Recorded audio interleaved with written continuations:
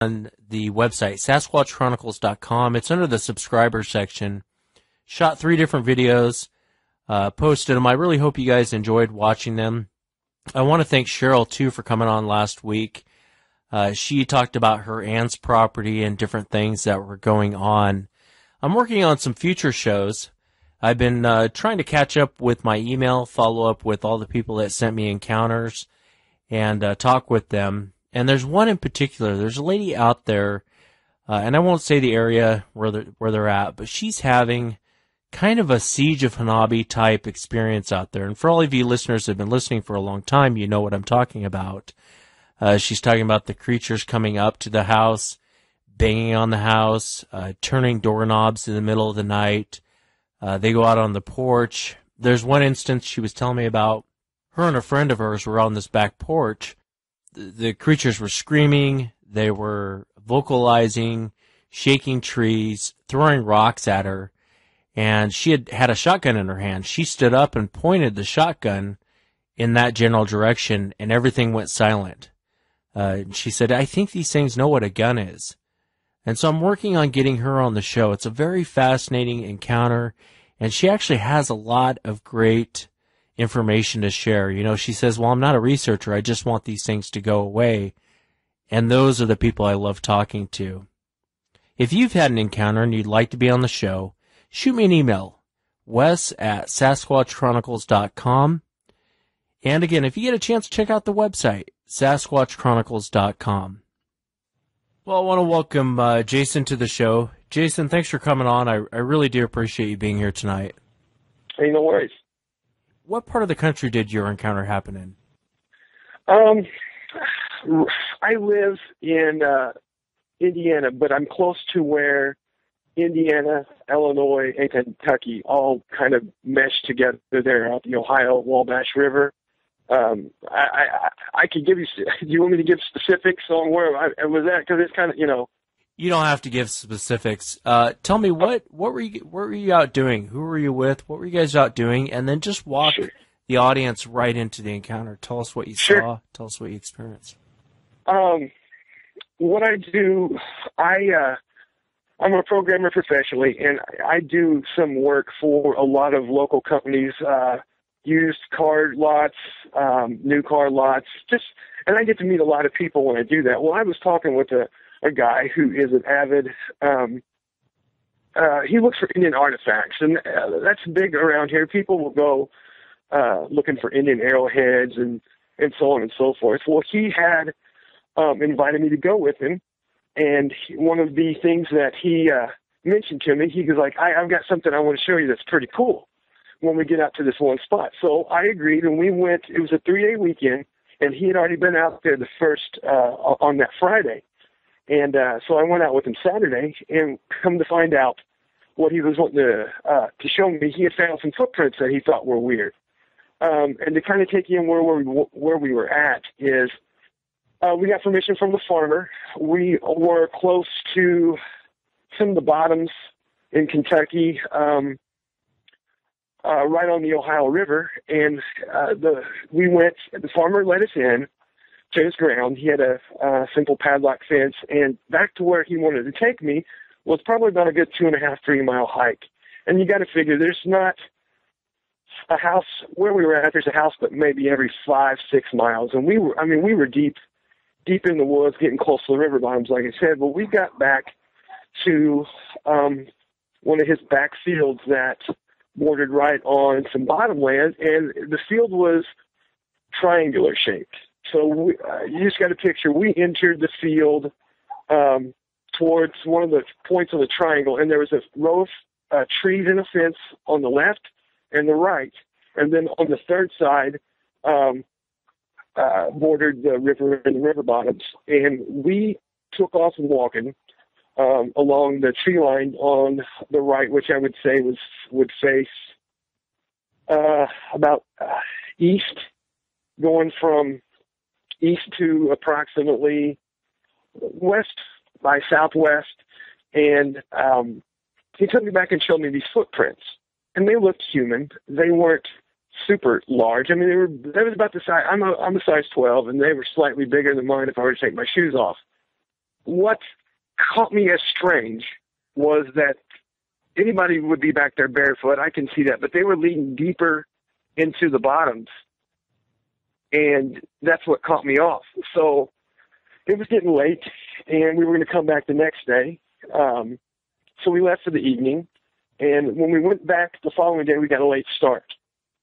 I would say it was probably around 2:30 in the afternoon, and we were walking slow.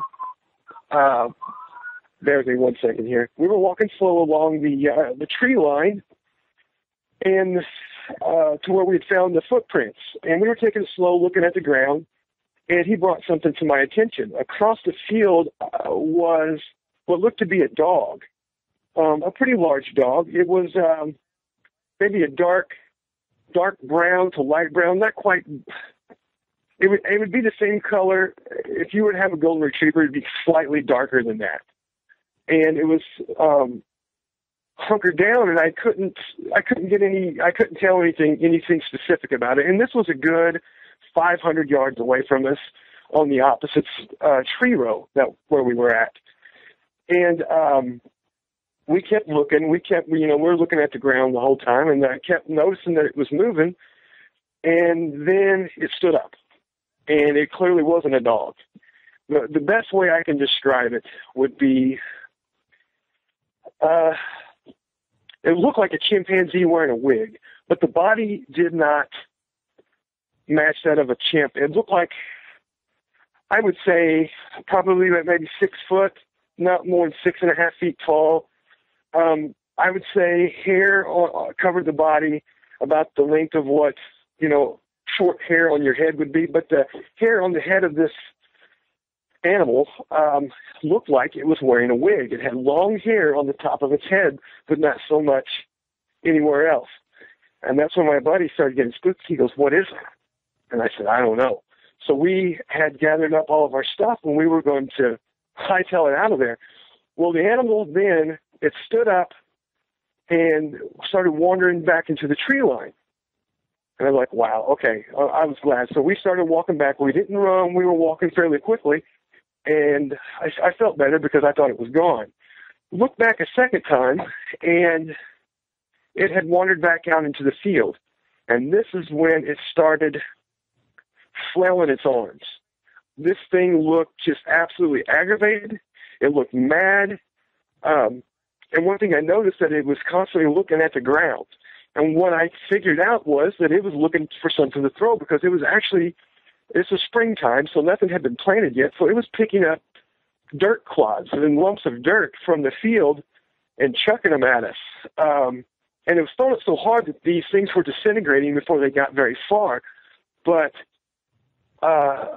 when it threw it, it looked like a cross between, like a pitcher would throw sidearm in Major League or a fast-pitch softball. It was swinging it underhand, kind of sidearmed at us, and then it would turn around and look for something else.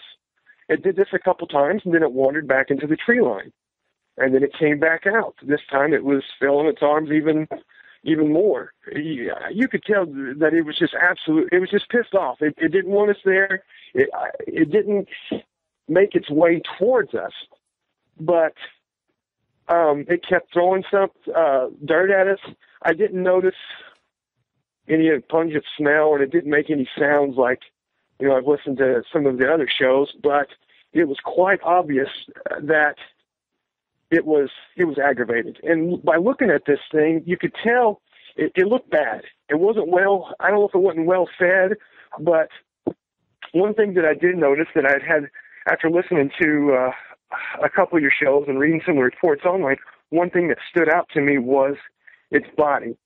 You could see the hair was long, but not long enough to where you couldn't make out muscular definition. You could see the muscles flexing when it would walk, when it would swing its arm, when it was flailing its arms about.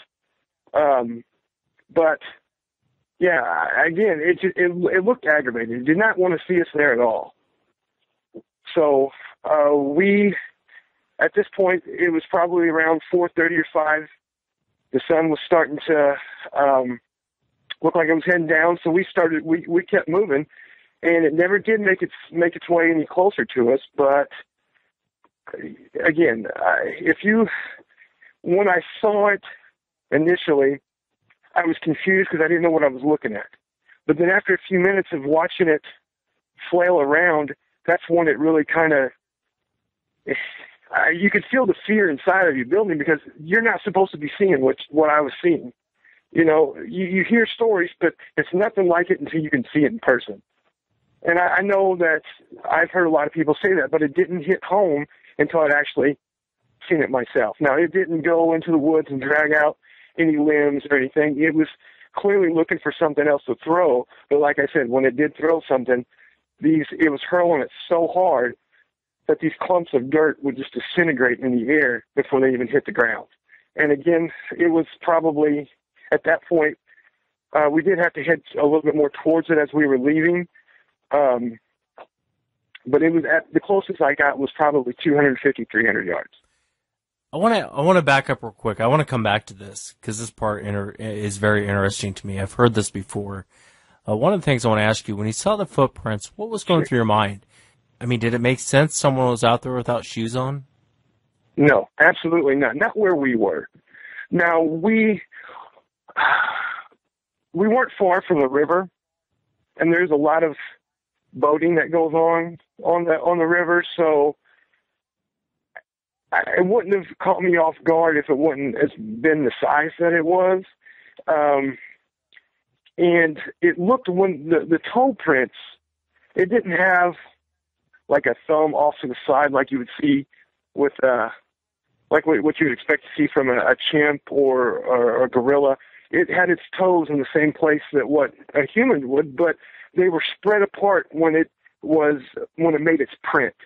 Like the toes, you could tell there were 5 of them, but they were spread apart so that, like, when it stepped into the mud, it's almost like the toes spread so that it could get a grip. But it didn't dawn on me at that time what it was. And I wasn't expecting to turn around and see what it is that I saw, because the prints were actually there the day before.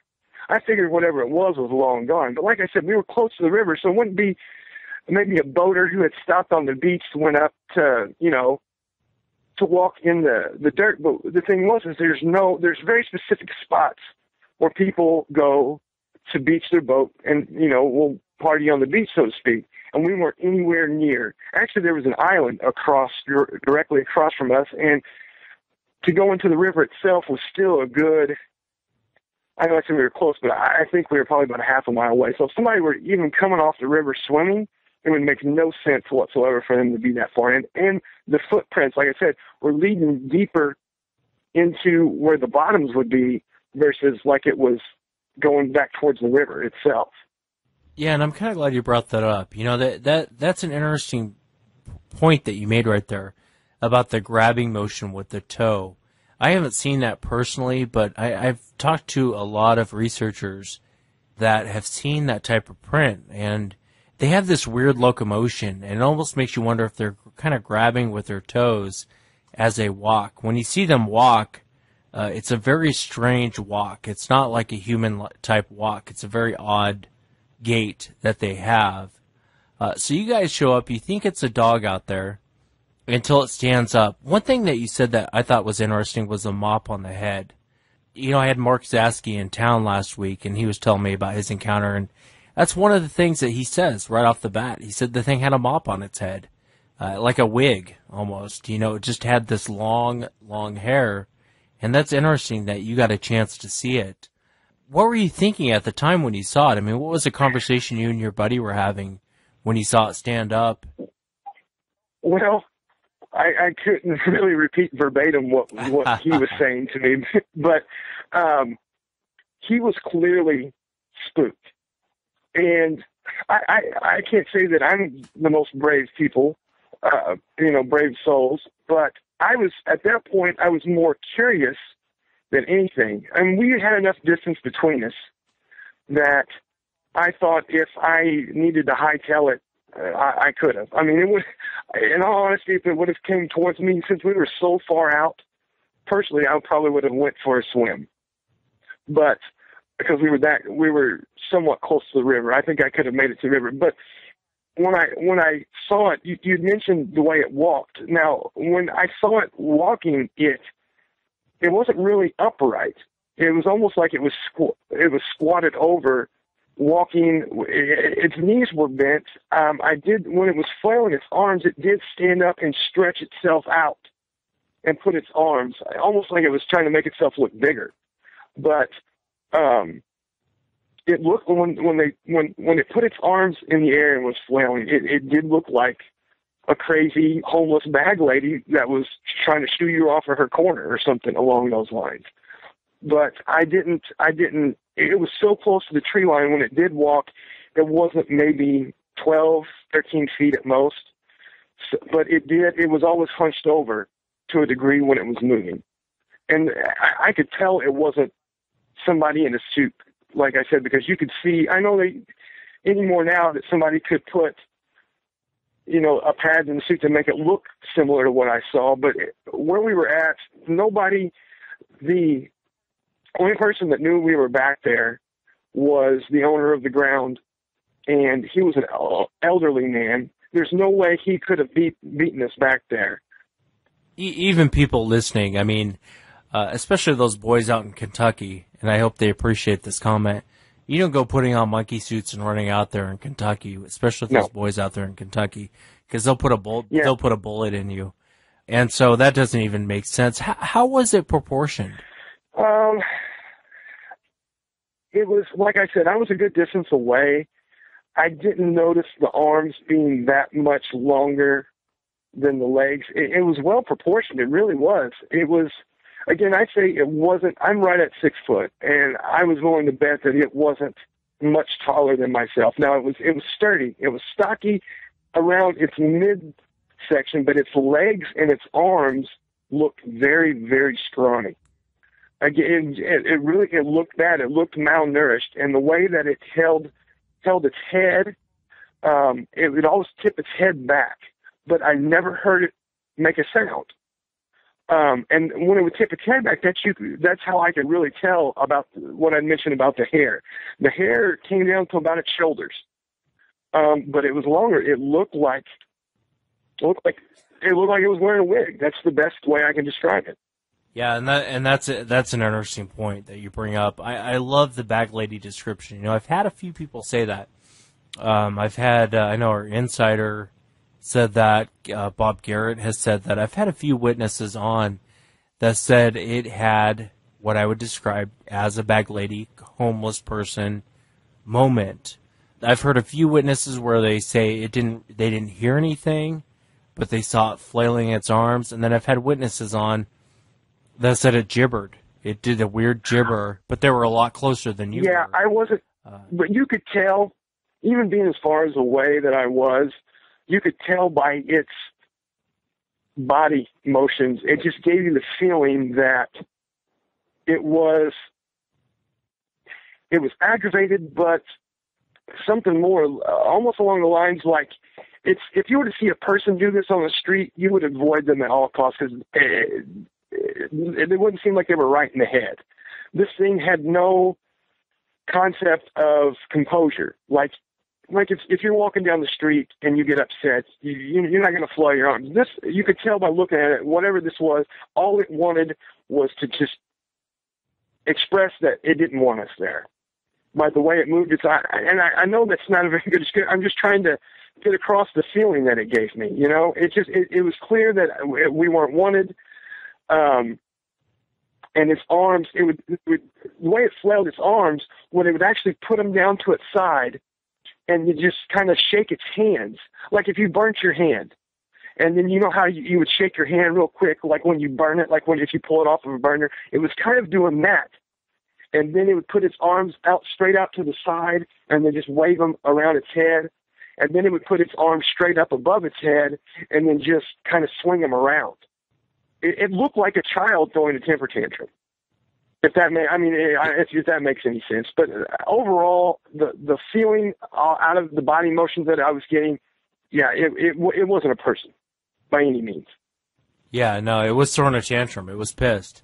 What's interesting, too, so you noticed it looking at the ground, and it was grabbing clumps of dirt, I'm assuming because there was no rocks nearby. But the way you described the way it was throwing them at you, I've had a few witnesses on. I had the guy you and I talked about earlier, Jason. He actually saw it throw rocks at him. And the way he described it is he said it wasn't overhanded like you and I would throw a rock.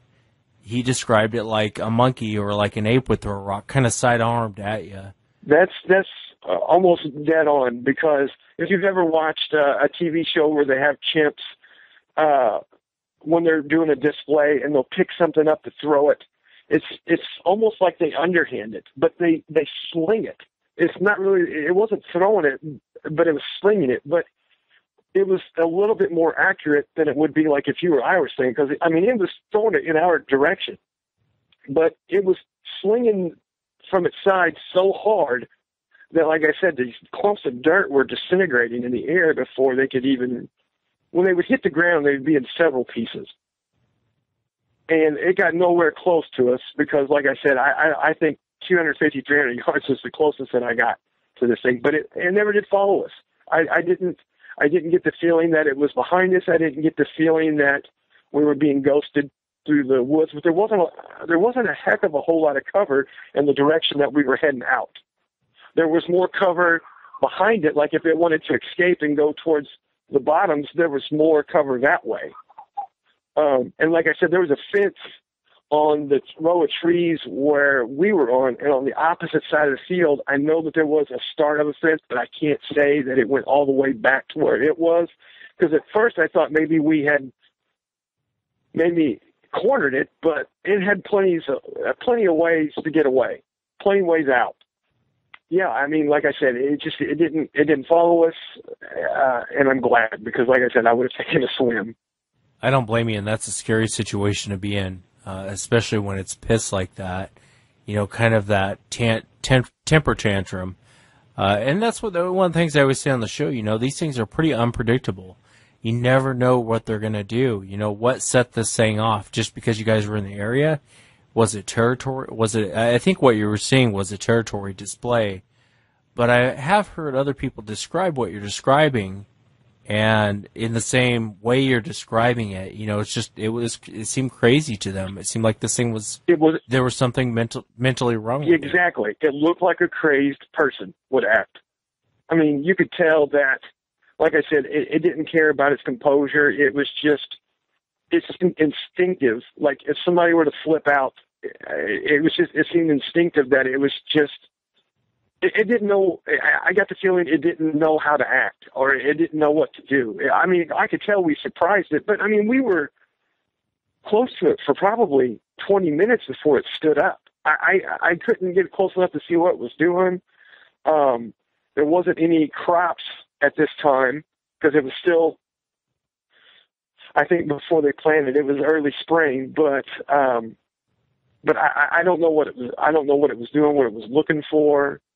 But I could honestly tell you that I think it was looking for something to throw at us. Once it noticed us, it was looking around on the ground to throw something else at us. And that's interesting too, right there. What you just said. To me, that's fascinating. A lot of people, I think they think these things walk around with rocks in their hands, which makes no sense to me at all. It seems like they would look around, whatever's nearby at their feet, they're going to pick up and throw. What happened next? So you guys see this thing, it comes out. Did it go back into the tree line and then you guys left, or was it still there Well, when we were walking out, the whole time my buddy was telling me, he's like, "Man, what is it? What is it that we've seen?" And we were moving pretty good. I did tell him, I'm like, let's not try to startle it. Let's almost act like we're ignoring it. So we walked very quickly, but we did have to go a little bit further in because he would sometimes bring a metal detector with us. And we happened to have it that day, so we had to go back and get his equipment. And then as we were leaving, that's when I saw it disappear. So it was out of sight for probably about 5, 6, 7 minutes. And we had probably covered about a little bit more than halfway to get out to the way that we came in to get through this fence on this back field. And when it came back out, fell on its arms, my buddy wanted to at that point, he wanted to take off, sprinting. And I said, no, let's not do that. Let's walk out of here. We've got a big enough distance from us. And I told him exactly what I told you. I'm like, if it gets like it's going to follow us, we'll make a V line for the river. I mean, because I don't know if it would have jumped in after us, but that would have been the only thing that I could have thought to do, because we still had a good 1.5 miles, 2 miles to get back to where we were going to get to the road. And we had, another reason I wasn't so super scared is because we had plenty of open area in between us and that, and then the whole way out, we would have seen it coming from a good distance. We would have had a heck of a head start on it. But yeah, the guy that was with me, he was kind of losing his composure, and I'm looking over my shoulder the whole time as we're walking, kind of walking a little bit sideways so I could keep my eye on it. And what worried me is it was ducking in and out of cover, and I couldn't see it. But I could tell that it wasn't getting any closer. And we were putting distance between us. But like I said, the field was triangular shaped. It was on one side, I was on the other. So in order to get out, we had to get somewhat closer to it, to where the two tree lines, converged there in the middle. And I didn't see it get any closer. I just got the feeling that it was happy that we were leaving as much as I was to be leaving it, So, yeah, I mean, I kept as much of an eye on it, but we were so far away I couldn't make out any, facial features. It didn't seem to have a long snout. Its face seemed flat from what I could tell. I really couldn't make too much out of it. Yeah, I would imagine at that distance it would be kind of hard to make things out. I mean, from that distance, you could definitely see enough of its body language. You could see enough of its, I think about your encounter, and then I think about the people out there who think these are the friendly forest giants. And, walk up to something like that, try and pet it on the head and give it an apple. I guarantee it's going to rip your arm off and beat you with it, in that situation, I got nothing from that encounter that says, hey, why don't you come over here and we'll have a conversation. I didn't get that at all. It was clearly, it was pissed. That's the best. I mean, it was mad. It didn't know how to take, it's like we scared it, which even scared me even more, because that's what got me. It's like we startled it. I don't know how. I could tell it was an animal versus being a person, and I didn't want to spook it, and I feel like we did. So that's the reason why I didn't argue about, saying, hey, let's get out of here. I could have sat there and said, let's see what it's going to do, because we're still a good enough distance away. That's why we loaded up and got out of there, because from its whole body language, I can't stress that enough. It seemed like a crazed individual. But yeah, no, I took nothing from that encounter that this was happy to see me, or this was in any way, shape, or form a polite individual. Yeah, and I think it's strange. Sometimes you run into, it's so hard, because sometimes you run into these things.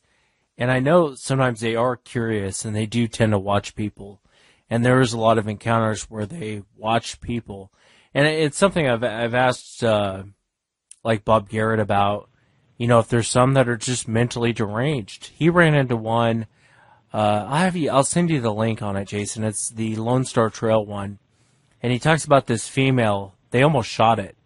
And as a side note, I think you did the right thing leaving the area, because you don't want to press your luck in a situation like that. Even though the thing's 6'5", I can tell you by the strength of these things, you would have been no match for it. And the distance, absolutely, the distance you're talking about between you and it could have closed that distance pretty quick if it wanted to.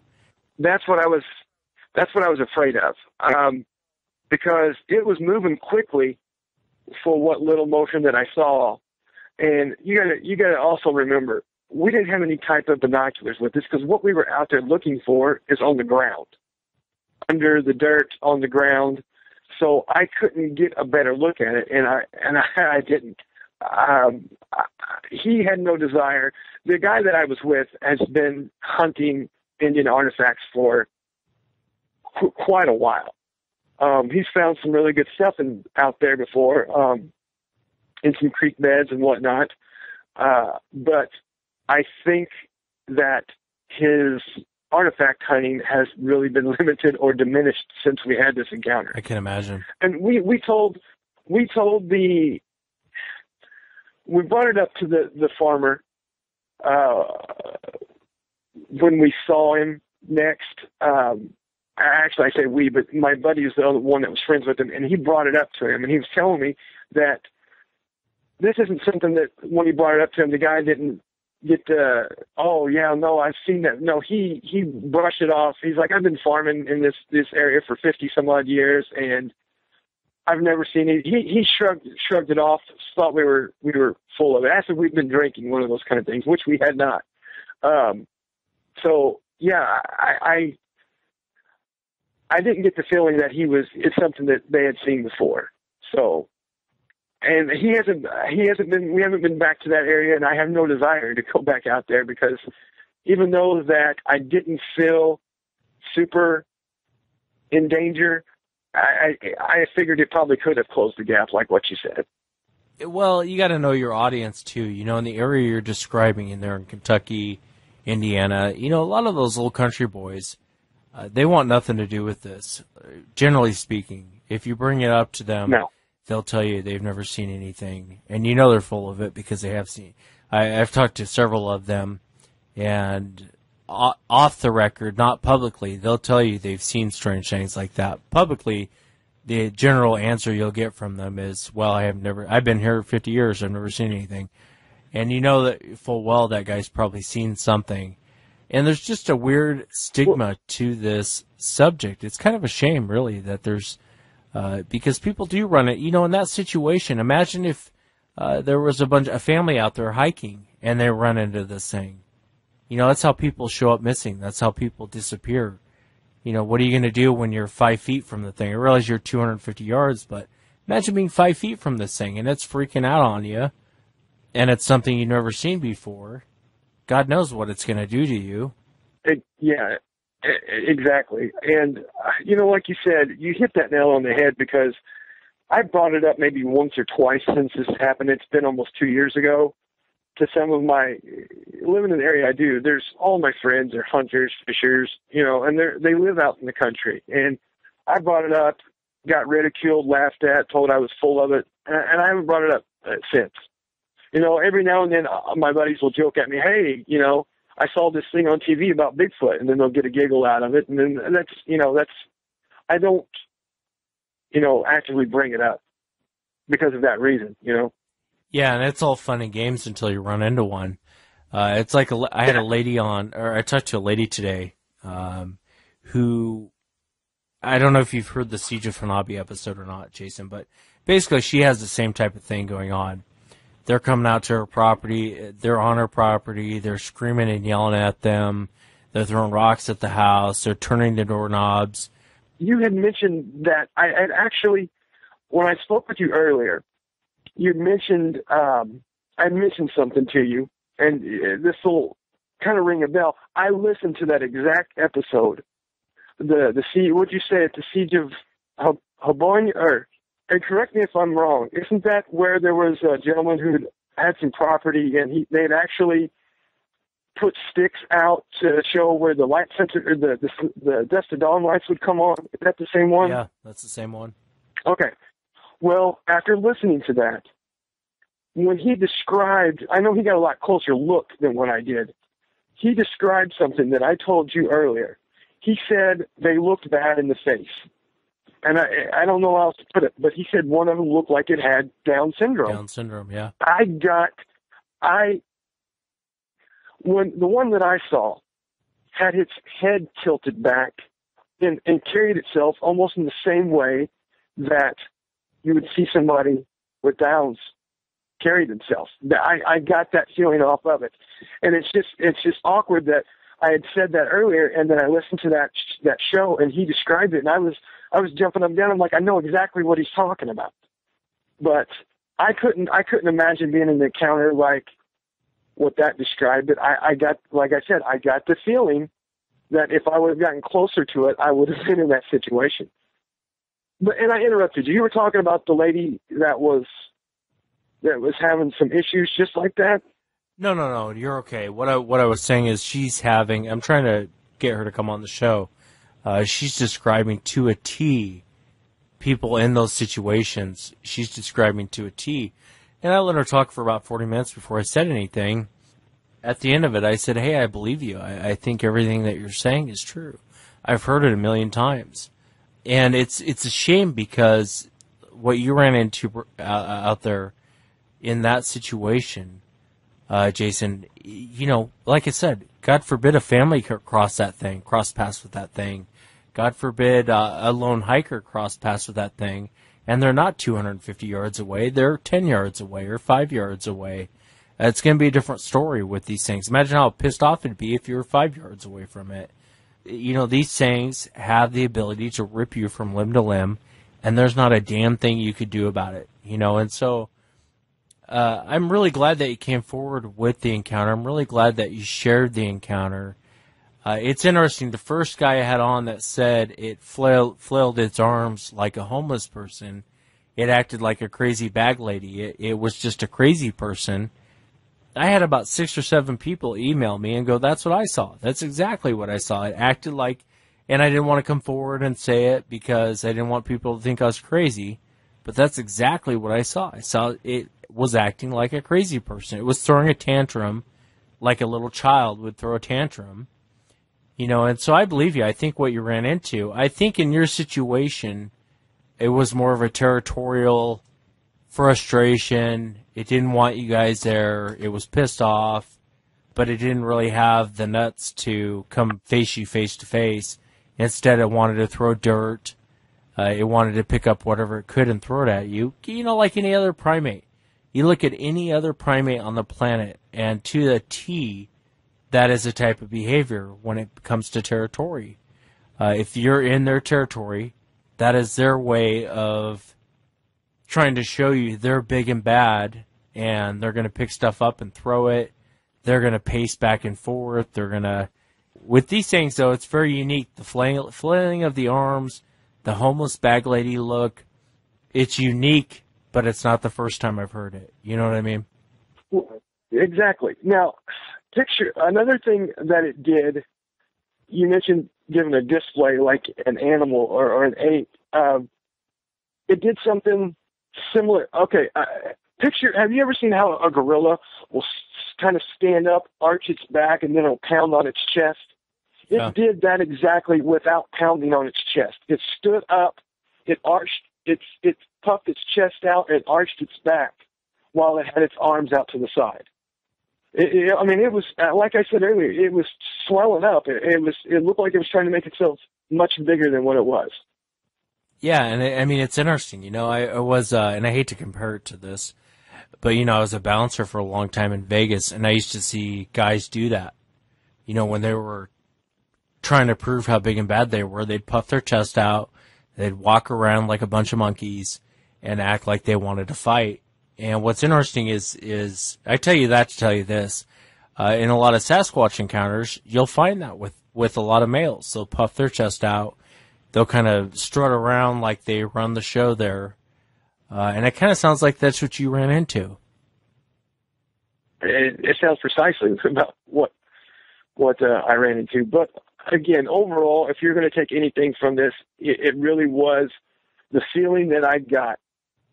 And its body motion, its body language, it seemed crazed. You know, you really kind of nailed it with that, because I kind of got that feeling, but I had a hard time articulating it. It looked like a crazy person. It doesn't look like, it didn't carry itself, and it didn't act like somebody who had grown up in a civilized, you know, environment. It did. It looked crazed. It looked mad. It just looked mad. So after this encounter, is that when you started really researching this, when you started looking into it?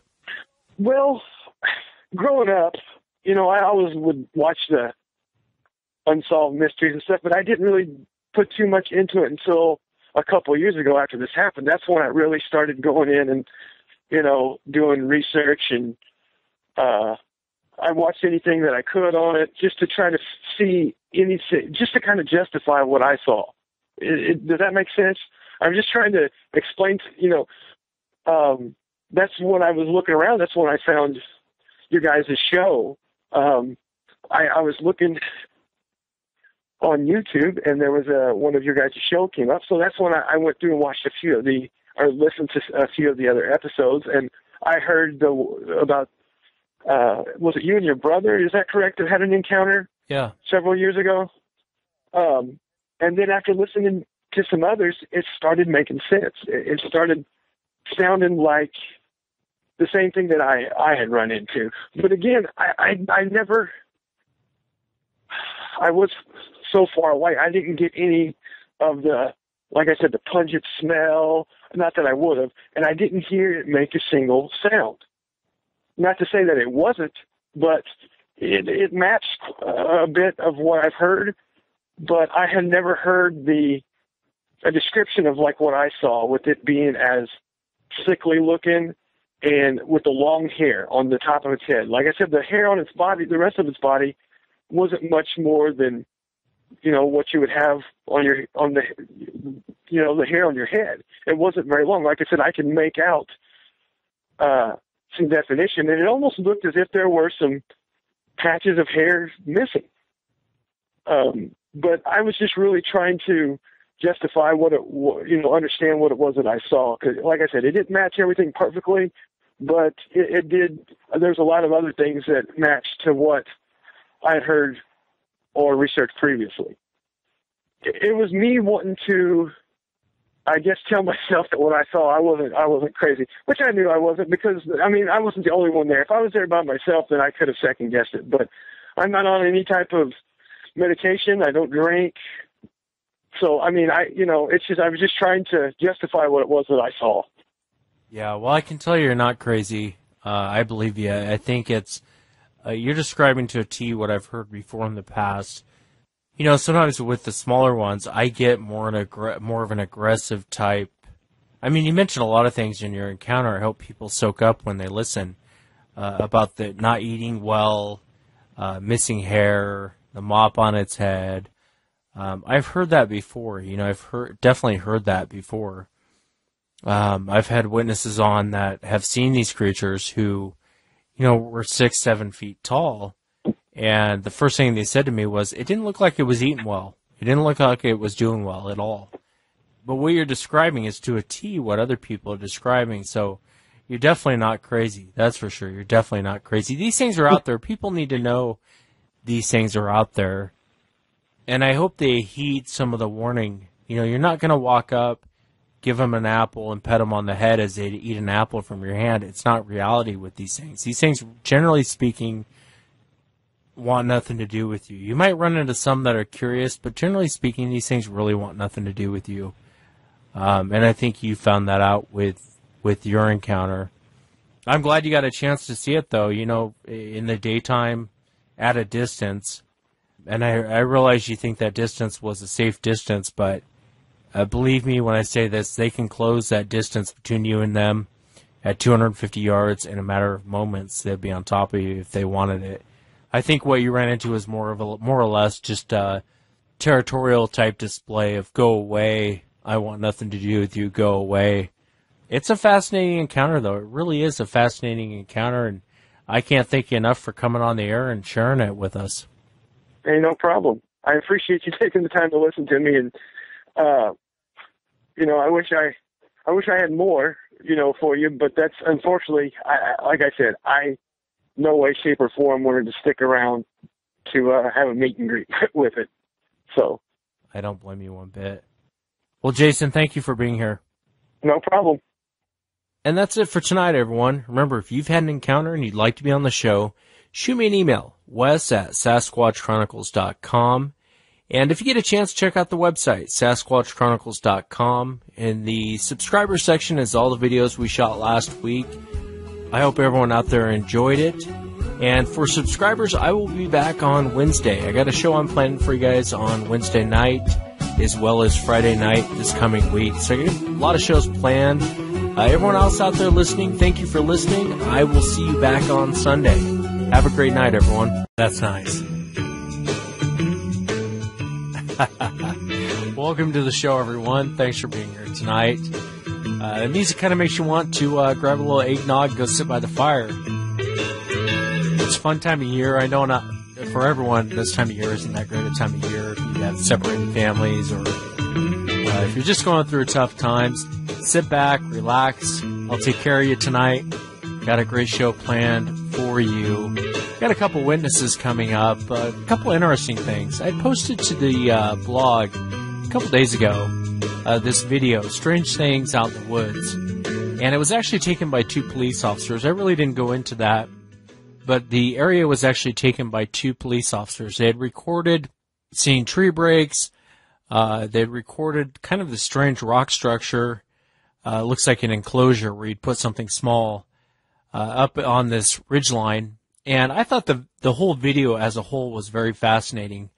But I got the cops on. They'll be coming on here shortly to talk about what they experienced in that area and kind of give you more context behind the video. I'm always preaching context. Sometimes we see videos and it's quick to make an easy judgment. Oh, that's a fake, or oh, that's nothing. But when you have context behind the video, sometimes that helps to really soak in what you're looking at. And they'll be coming on here shortly. If you've had an encounter and you'd like to be on the show, shoot me an email, wes@sasquatchchronicles.com. And if you get a chance, check out the website, sasquatchchronicles.com. These are normally midweek shows that I do. A lot of times I'll do them on Friday night. I wanted to welcome everyone to the show tonight to talk about some of the different things going on. You know, it's interesting. I had a phone call from a couple that was having some issues going on their property, and they were sharing with me a lot of different things that were going on. And I invited Bob Garrett, who's a fan favorite, a show favorite, one of my personal favorites, to come on and talk to the couple. And he had some great advice. And so, Bob, I want to welcome you to the show. I appreciate you being here tonight. And I got to thank you for the other night. You know, when for the audience, kind of what's going on, and Bob will give his take on it. I tend to agree with everything he said the other night. I had a witness call me who has some issues going out on their property, and I'm working on getting the witness on the show. But they've had rocks thrown at the house. They've had their door handles turn. They've had all sorts of things happen around the house. They've had vocalizations. They've had tree structures built. And a couple things interesting about the home for the listeners out there. It's a rental property, and the witness was telling Bob and I the other night that this rental property has been rented several times over the last couple of years. People tend to just leave in the middle of the night. I think the last guy that left actually turned his Jeep over in a race to get out of there in the middle of the night, and he was a county sheriff. The reason why they knew that is he had left his card in one of the drawers at the house. But they've had all kinds of problems going on. The husband is actually a long-haul truck driver, and he's only there for a week, and then he's gone for a couple weeks, and he's back for a week. And the property is located out in the middle of nowhere, kind of up in the mountains. And, Bob, what was your take talking to the witnesses the other day? Yeah, I think they are totally legitimate. Everything that the wife and the husband was relaying to us is totally on spot, and I think they have a real problem out there. I think it could turn ugly for them pretty easy. Yeah, and I'm glad that you came on that call. I've had that call a couple times from different places, like Kentucky, Missouri, a lot of places down south. I mean, I've had that call several times from other people, and it's really hard what advice to give to them. Sometimes they get so frustrated, like this witness, to where they're ready to start shooting. Uh-huh. And I can understand that, with the feeling of being tormented by these things. But what's some of the advice you gave that witness, and then anyone else in this situation, Bob, where they're out living in the middle of nowhere, and they have this stuff going on? What advice would you give them? Well, Wes, I have a lot of people down here who I have given the similar advice to. They apparently were having trouble keeping their lot, their living space on the outside lit up because the bulbs were being, knocked out or slapped or whatever. My advice, I'm sorry, my very first advice to them is to light up your lot, light up around your house, light up the trees, the forest around you. And if they have put a stick structure up, you may or may not want to do this, but take it down. Take it down, because what they're doing is they're telling you that this is theirs. Well, you got to make sure that they understand that, no, this is mine. And, many of the people that I have talked to here in the past years have had the similar problems. I've heard the same things, from the husbands and the wives. And this actually does work. Take down the stick structure, burn it. Put your own up. And if you want to, you can even go and buy a light that is totally remote, and it's all battery powered. And if there's something going on down there where you put up yours, well, hit that light and light it up, because it's pretty bright.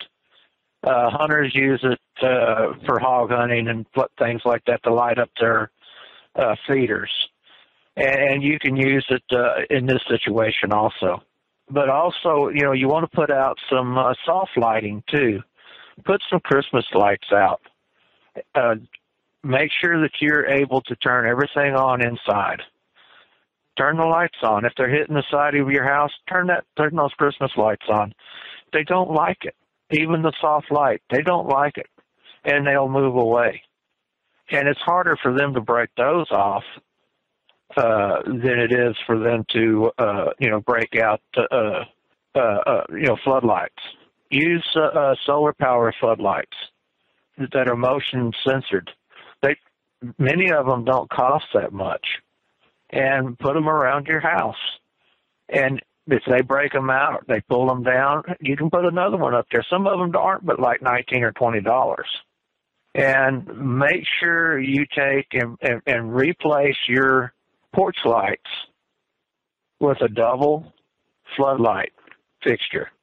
It's real easy. It just goes up just like the porch light did. And that way you can turn that on, shine it out into the yard, and just use that for your porch light. And you can leave that on all the time. I have people down here that are, right backed up to some very lonely places in the national forest down here, that I gave them these things to do, who were having some really bad problems, losing animals, their dogs being torn apart, just, all kinds of things were happening to them. I mean, it was getting to the point to where I was actually considering that these people might have to move or think about lethal force. And it usually takes care of the problem. No, I tend to agree with you, Bob. One of the things when we were talking to the witness, they said, well, we did have lights up. They were about on a 10-foot pole, and something came through and was breaking the lights.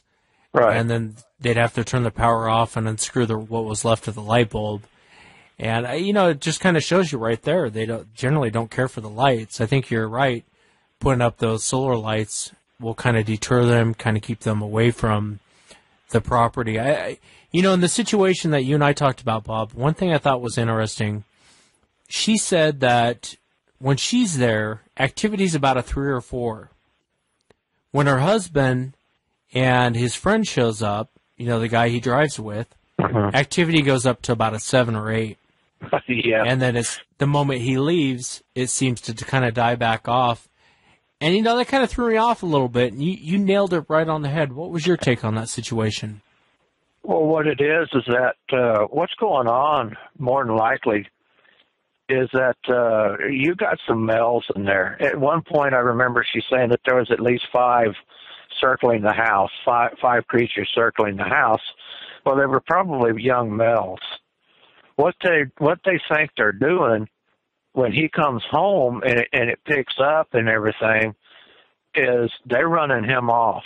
He's a long haul trucker, and he may be gone for 2 or 3 days or 2 or 3 weeks, whatever.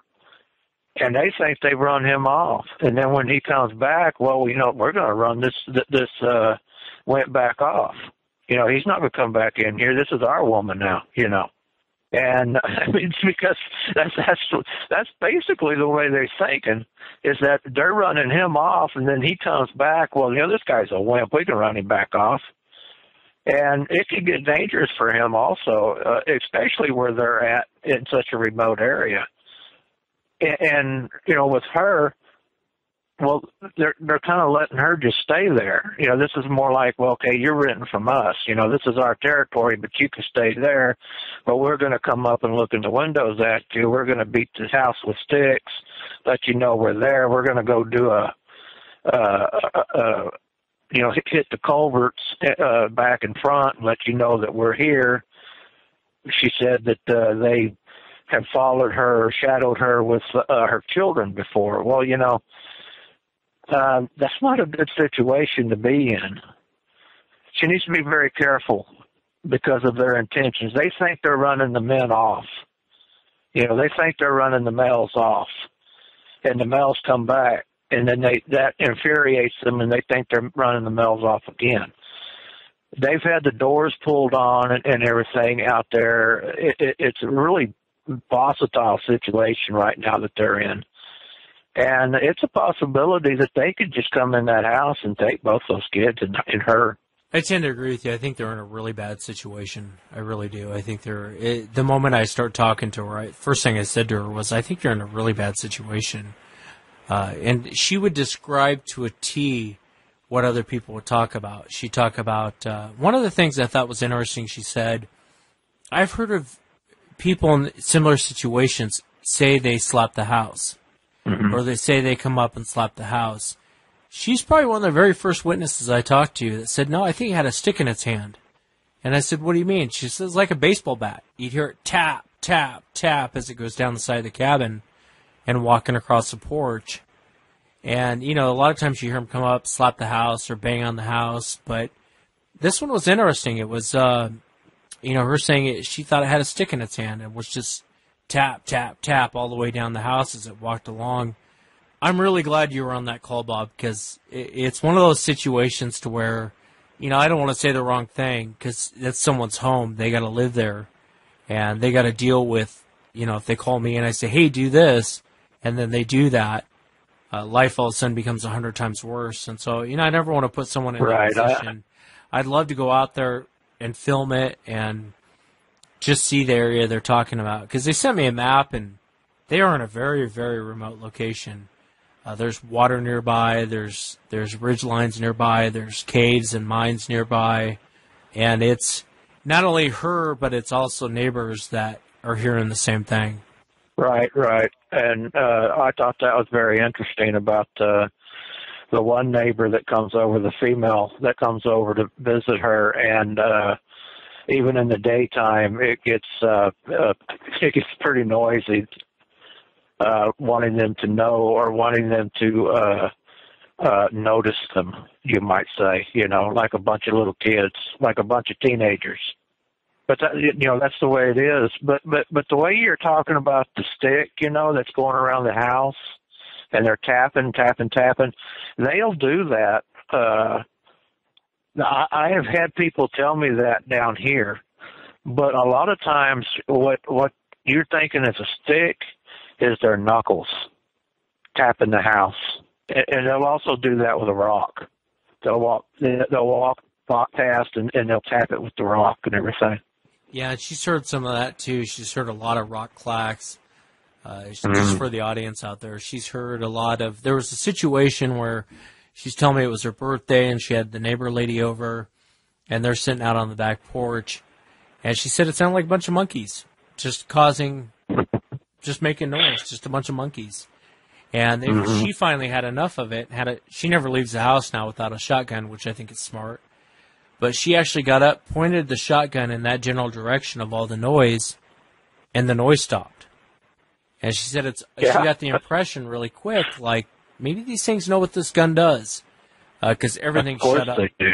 Yeah, everything shut up. Of course they do, Wes. And also, she's in an area where there's a lot of bear hunting, at certain times of the year and everything also. And these creatures, I always call them creatures, I'm sorry, but I do. They're not stupid. They know what a gun can do. They have watched hunters kill and take down big game. And they may have even been shot at more than once. I'm quite sure they probably have. There's a lot of people also down here that will shoot at them and have shot them. And they just don't, they don't say anything. And these creatures, they know what a gun can do. They know what that gun can do. So it stands to reason that when she did the right thing by pointing that gun out there. And I even suggested that she shoot up into the treetops. You don't want to shoot randomly out into the the forest, but shoot up into the treetops. Let them know that you mean business. You have to assert yourself, and you can win. But there are times when, man, it just gets so bad. And around here, some of the people that I've known, I mean, this one piece of property I'll tell you about real quick, if you got the time. Yeah, absolutely. They opened it up. It's right there at the edge of the forest, the national forest. They opened up a lot. It's like 10 acres. The people put a real nice, double wide in there and everything. It was out in 3 months. And then another couple and family, they put a double wide in there, and they left. They weren't there more than 2 months, and they left, and the place was foreclosed on and everything. Then a fourth family, moved in there.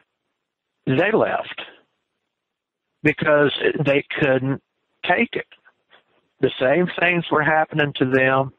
They were coming out of that area. This is where they hunt their food.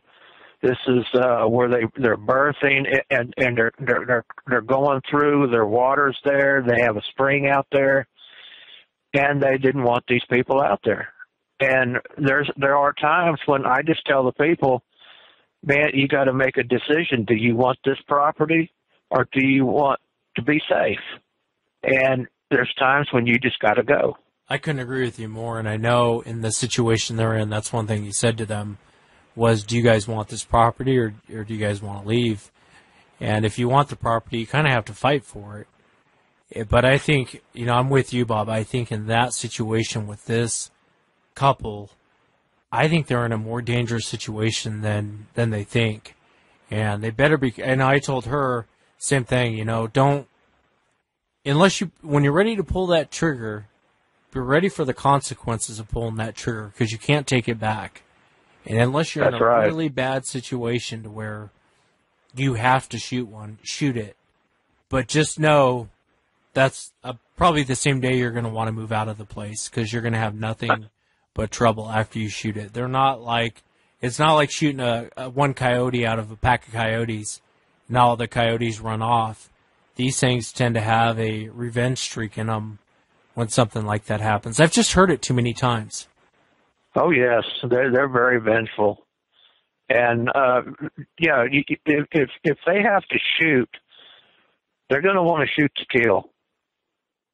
And I would suggest, if they can do it, a headshot. If not, just to ride on with the shotgun into the chest. I know that sounds morbid, but that's just what you got to do. But the thing about it is, you got to really think about when you're pulling that trigger. Okay, if they're just walking through your yard, if they're just down there tearing up your, your stick structure and putting up another one. You know, if they're throwing rocks at your house and they're throwing rocks out there, you know, between the cars and stuff, even though you're on the porch and everything, I got to tell you that, okay, they are very proficient rock throwers. If they really wanted to hit you, they would hit you. You don't want them to hit you, but if they're just doing things like this,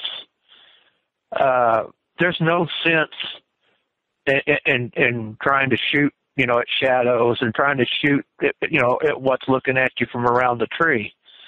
If they're coming in your house, or if they're coming at you on your property, blatantly coming out and you're seeing them and here they come and you're taking your watch down, you shoot them. Other than that, you know, this is not, this is a game to them. This is a bully tactic. And, you know, don't shoot them. If they're coming in your house, if they're hauling your kids, trying to haul your kids off, if they're coming at you full force, you shoot. But that's the only time you shoot. Yeah, I couldn't agree with you more. And, you know, especially when you have them at your home, you have them, the fight's at your back door. You know, you kind of got to treat it like a war almost. You know, you got to think tactically and, you know, shooting one of these things at this time, does it make sense? Am I prepared to deal with what comes afterwards? You know, the funny thing, too, is with this couple, first thing they said is, hey, we're not researchers. We're not really into this topic. We're not here to prove anything. What can we do to make them go away? Which is generally what you'll find in situations like this where people have real stuff going on their property. They're not wanting to study these things. I didn't get a sense from talking to the witnesses last night they have any that they really want to study these things or do a Jane Goodall. You know, the first thing she said to me was, how do we make them go away? I don't want them on the property anymore. I just want them gone. Wes, I have heard that so many times. That's one of the very first signs that somebody's really having problems with, you know, for me down here, is that I just want them to go away. How do I make them go away? What I said was, we'll make them quiet down after a while, most of the time. You just got to put the lights up, and you got to be consistent with replacing the light bulbs, you know, when they bust one out or whatever. But after a while, they just, you know, it's just not worth it, and they'll just go around. They may go around through the woods, and you can hear them while you're sitting on the porch. They still might throw a stick or a rock at you, but they get to where they respect your little area here. Like if you got an acre or whatever, or 10 acres, you know, they might come through part of that 10 acres, but they're going to respect around your house. And you just have to assert yourself. If you want to continue to live there, that's just what you have to do. If you want your property, that's just what you have to do. And I would say 9 times out of 10, you're going to get respect from them that way. But there are the 10th ones who they just got to get out of there. And some people don't want to go through it. It's an ongoing thing. You know, we had 200 acres up in the mountains. We lived 100 miles from the nearest town. There was a canyon that ran near where my house was, where my cabin was. And they were around my place all the time, but they were quiet. And, you know, you could hear them down in the canyon. You could hear them coming, but they shut up. But what they wanted was my well. I had I lived way off the grid, and I had a hand pump, and they would come out there. You know, they saw how we got water. They come out there and watch the water run out all night long. Chee, chee, chee. You could hear them, you know, and they would get water, and that didn't bother us, you know. We let them do that, you know, live and let live, you know. But if they got close to the cabin, now, you know, my wife would go stand outside, and she would bang pots together and stuff like that. She she would see which way the wind was blowing, and she would actually she's meaner than I am, put it that by the way. She would actually use bear spray and spray it into the wind and let the wind blow it off. That way it's not blowing towards the house. And they hated that shit. And they respected her. They respected our space. But it's not always that way. But that's just what you got to do. And I tend to agree with you. In that situation that they're in, it's an odd situation because it threw me off when she said, well, my husband shows up and his partner shows up and they crash here for a couple days. Activity goes through the roof. And you think it would be the opposite. You'd think, well, a couple males are in the area, these things would back off, but it's a complete opposite. Their activity goes through the roof when these guys show up. And they've had all kinds of stuff. They had one, he was telling me his truck driving buddy doesn't even want to come stay at the house anymore. They had something circling them. They were out towards the porch, and they heard something in the brush, kind of towards a ravine, and they're listening to what sounds like a big guy walking around. And so they take the flashlight, start shining it over there. They both have guns in their hands, and then from behind them, he said it sounded like a rhinoceros on two legs walk across his driveway, real deliberate, real, hey, I'm over here. And that was 180 degrees from where they were at. I think you're right. I think they're in a dangerous situation, and, it's hard to give someone advice in that situation, but I think you're right, Bob. I think in those situations you have to exert yourself. Do you want to live here, or do you want to just give it up? And it's not going to be a short road. It's going to be a long road of dealing with them, but taking pop shots off Adam, I don't think is a great idea. I think you're right. I think I'd light the place up, make sure they understand that this is your property. They can go wherever else, but right here is your property, and hopefully it works out for the best. Lighting the place up is the first defense because they don't really like that. I mean, they move around the daytime and stuff like that, but at night they really don't like their night vision to be messed with. I think that scares them a good bit. And also having some good, strong floodlights that are rechargeable, and you can just, pop it off of the wall real quick and go out there and shine it through your window or shine it, off your porch and everything. Also is a good deterrent, especially if they're out there, turning your handles and stuff like that. Believe me, they can turn those handles all they want. That's a scare tactic. That's I'm right here and I can come in your house if I want to. They can go right into that house anytime they want to. That's what you got to think about it. Is that they can hit you with that rock and kill you if they want to. They can hit you with that rock and injure you. I've had my face broken from rocks when they've been really, really pissed off. But that is just what you got to do. It's a scare tactic on their part, and if you look at it, apes do it, chimps do it. A lot of monkeys, throw rocks, and a lot of monkeys will use scare tactics. And actually, I've seen here not too long ago on TV where baboons were watching the people while two others were up in a truck stealing their food, and gave the warning when the people were coming. It's funny you say that. I had a primatologist on a while back from UCLA. And he was telling me, he came on the show, we had a witness on that was describing what was going on. And he said there's nothing in any of the rock throwing, the shaking of branches, the vocalizations, everything you're describing. He said every other primate on the planet does that. And so if you were in India and telling me the story, or if you were in Asia telling me the story, we'd be talking about a known primate doing the exact same thing at some house you lived in the middle of nowhere. Because they do the same thing. And I've always wondered about the door handle thing, to be honest with you. I always thought, because I know how big these things are, and I know to break right through that door would be, we're talking nothing for them if they really wanted to come in. But you hear a lot of people say that. They turn the doorknobs. They're sitting there laying on the couch. All of a sudden they hear something walk across the deck, and it starts turning the doorknobs. And it makes you wonder why they do that. I guess scare tactic would make the most sense. Yeah, it's just they know you can hear it. They're just testing your door. Let's say, you know, up around Colorado Springs, now out in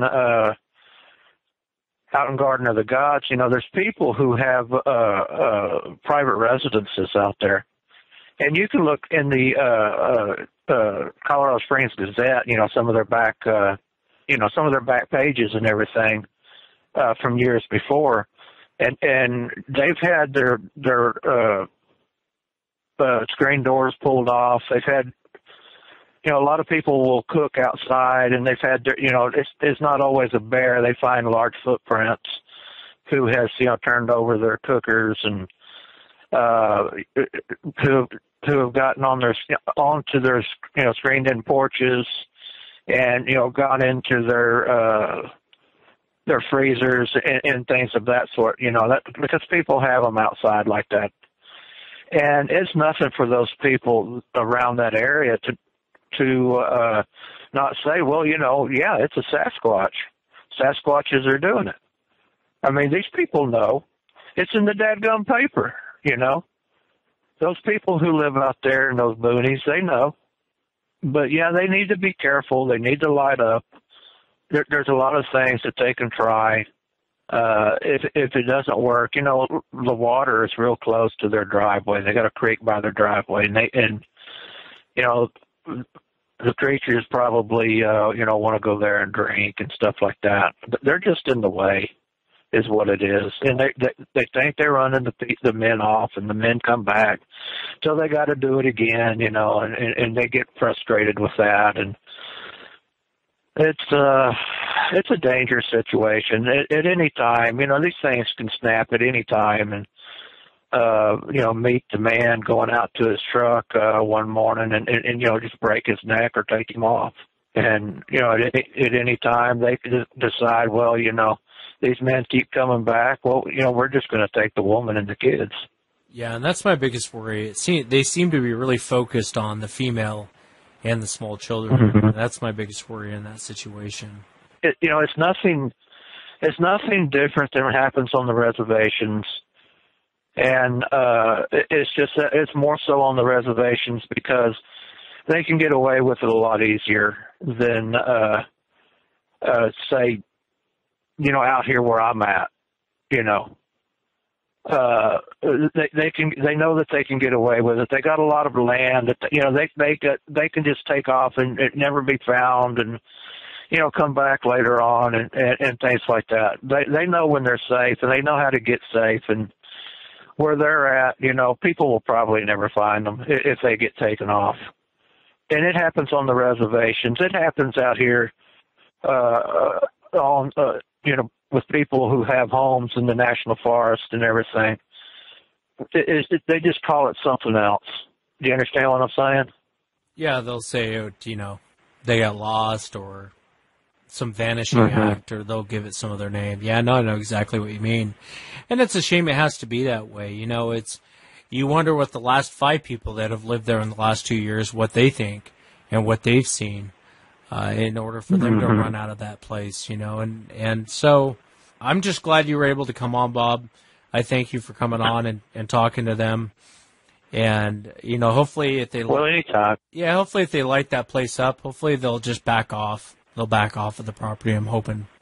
They probably will. Like I said, 9 times out of 10, you know, it takes a little bit of effort, but it does. It would be better if the males, you know, if the men were, you know, there all the time, but of course they can't be for work. So, you know, I think it probably worked for them. They just have to want to do it. They just have to know, you know what they want to do. Stay there, go through it, or, you know, move into town. Yeah. No, I couldn't agree more. Well, Bob, thank you for coming on the show. No problem, Wes. I'm always happy to do it, and I'm glad you asked me. Oh, yeah, the fans love it. I love it when you come on. Everyone loves it. So thank you again for being here. Thank you, Wes. I appreciate it. You have a good day, buddy. Thanks, Bob. And I want to welcome Chaz and Kelly to the show. They're two police officers out in the Midwest in a major metropolitan area. We'll leave the area secret for now. And welcome to the show, Chaz. Welcome to the show, Kelly. I appreciate you guys being here tonight. Thanks. Glad to be here. Thank you.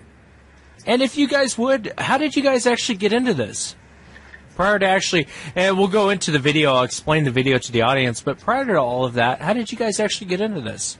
Well, I tell you, it was interesting. About a year ago, Chaz and I were partnered up. We worked the streets together. You know, we spend 10 hours a day together, cooped up in a car, answering calls for service throughout the city that we serve, and so we get to talk about a lot of stuff. But I was reading at the time. I was reading these missing 411 books by David Paulides, and I loaned one to Chaz, and he started reading it, and it just kind of snowballed from there. I mean, we both had similar interests, in Sasquatch and we were always online trying to find the latest news, greatest information, and then Chaz started telling me stories about a property that he grew up spending a lot of time on with his uncle. Chaz, do you want to go ahead and kind of hit that part? Yeah. Well, after I started reading some of these 411 books, it kind of opened my eyes because I never believed in Sasquatch before that. I thought it was just kind of silly. But then, Kelly gave me the books. I started reading them. And, I mean, the guy that writes the books, he's prior law enforcement too. So I kind of took his word, more than just some guy on YouTube. Started making me think about all the times I was out in the woods at my uncle's. Now, my uncle owns property about 3 hours south of where we're at. And probably the last 20 years, every couple of weekends, I'd drive down there and we'd work on my uncle's cabin. Been doing that, since I've been a teenager. Well, I started thinking about some of the stories that I've, had out in the woods. And I guess the first one was when I was about maybe 18 or 19. My girlfriend and I, we were down there with my uncle, and we decided to go on a nature walk. And there's a large hiking trail near where we're at. So we started hiking on it, and it should only take us maybe 2 hours through this whole hike. Well, we got lost. Somehow we got off the path. I think we started following like a deer trail. Completely got lost. We were probably out in the woods for about 6 hours. But I remember while we were stuck on this path, we were way out in the middle of the woods. I remember hearing this weird scream, and it sounded like a woman. It was like a woman screaming, but it sounded like an animal was making the sound, if that makes sense. So I remember I went back when we finally, found our way. We actually ran into a highway, so we hitchhiked back and finally got back to my uncle's cabin. And, no one believed us that we were lost. They thought we were just being silly. But, I told everybody about the sound. I go, I think maybe we should go back and investigate, and I think there might be a lady on the path somewhere that needs help. And they're like, no, they go, that's just a coyote. What you heard was just a coyote. I'm like, well, you guys would know better than me, I guess. But I just remember it stuck in my mind because I was so concerned that it was actually, it sounded like an animal, but a woman at the same time. So, and then I had another story. This was probably a couple years after that. I was probably about, 23, 24. I was into all the survival shows, Survivor Man and Man vs. Wild. I dig all those shows. Read a couple books, so I like being out in the wild, so I was like, maybe I'll try to do one of these challenges myself with some of my family members down at my uncle's cabin. So a bunch of us agreed, and we kind of made it into a competition. We were going to go out there and do this Man vs. Wild, see who could do the best at surviving out on the property. So we schemed up, a point system and all this. And so we went out. It was supposed to be probably about 70 degrees. We planned it on nice weather. Well, the day that we went down, a front came through. Weather dropped, and it was like mid-40s. It was freezing cold. We weren't planning on it either. So everybody backed out except for me and my brother. So we still went through it. we went out there. I got a little plot. I made a shelter, started my fire. But it was so cold, like, I'd spoon my fire all night. I was so cold, I even caught my pants on fire one time. I was just so cold. I'd like 15 minutes and do jumping jacks. There was no sleeping that night. I mean, I was freezing cold. I remember the moon was out. It was really bright. Now, there have been sightings of cougars on the property, so we both had one rifle with one round, just for self-protection. So we're out there, I'm not sleeping, night's taking forever. I go inside my shelter that I made. My shelter that I made was a tarp, and I shoved leaves. The leaves already dropped from the trees, so I shoved as many leaves as I could underneath this huge tarp, thinking that the leaves would kind of insulate my body heat and I'd be able to sleep in there. Well, it really didn't work at all. It was freezing cold. But I crawled in there and I tried to take a little cat nap. And I remember hearing something. Now, I cleared all the leaves from probably a good 20, 30 feet around me. And where I was is right on a bluff. I was thinking that if I could be on the bluff, I could actually kill maybe a deer in the morning while I woke up and was eating something, and I'd win this whole survival challenge. I'll be the baddest, mofo on the property, So I'm there on a bluff, underneath a tarp with all the leaves in there as insulation. And I hear from a good 15, 20 feet away, someone walking towards my shelter while I'm in it. Now, my brother and I already knew that no one was going to come out of the cabin, and he and I were not going to walk near each other at all because we both had rifles. So we knew already not to walk towards each other. So the whole time I'm in my little shelter, and I'm like, why is my brother walking towards me? He knows I have a shotgun. Like, what is he doing? So I hear the footsteps, and they come closer and closer until it's standing, whatever it is standing right next to my little shelter, probably within, a foot or two of where I'm at. And the way it kind of approached, I felt like it was curious. Whatever it was curious, and it was looking at my shelter. I was scared to death. I grabbed my shotgun. I already had one racked. I took the safety off. I sat there and I just pointed the shotgun at that direction. I was just waiting for, whatever kind of wildlife that was to come through. If it was some kind of a predator and it was going to come through this flimsy little tarp, I was going to blast it. And I only had one shot. And the whole time I'm thinking in my mind, I go, it has to be my brother because the way it was walking. So I waited there for a while. And finally, I heard it turn around and it walked off. It only took like maybe 3 steps, maybe 4, and then I couldn't hear it at all. And where I was on this bluff, there was so much loose rock, I could hear someone walking from 100 feet away. So I didn't know if this thing just took like 3 steps and stopped and was just waiting there for me. I had no idea. I was still scared. So I stayed in my shelter for another 5 minutes with my rifle or my shotgun pointing that direction. After about 5 minutes, I got the guts to get out of my shelter and I didn't see anything. So, at this point, I never believed in Sasquatch or anything, so I just suck it up, and I told myself, I know it was big. Whatever it was big, I was like, maybe it was a deer. It had to have been a deer, because it was huge. So I just told myself it was a deer, and went on. But now looking back on, a deer doesn't walk that way. It definitely walked, and it sounded like a human. I was 100% convinced it was my brother. And those are pretty much the 2 stories that I had prior to all this. Hey, Chaz, now... Maybe I got this wrong, but didn't you and your brother get together like just a few weeks ago and start talking? And didn't he have the exact same thing happen to him that night? Yeah. So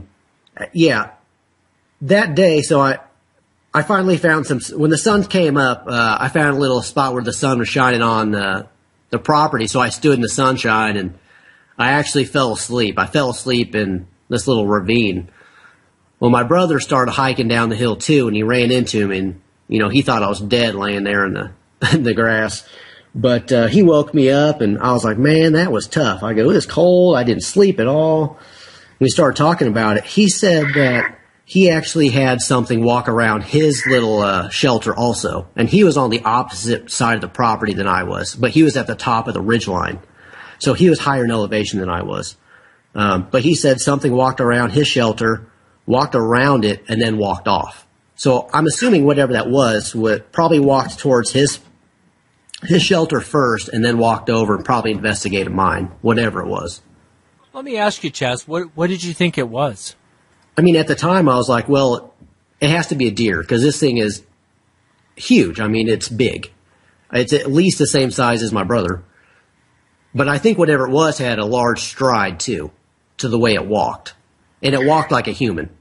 Yeah. No, and that would definitely creep me out, especially being in that situation when you got one round. I mean, God, that would terrify me. Do you have bears in that area?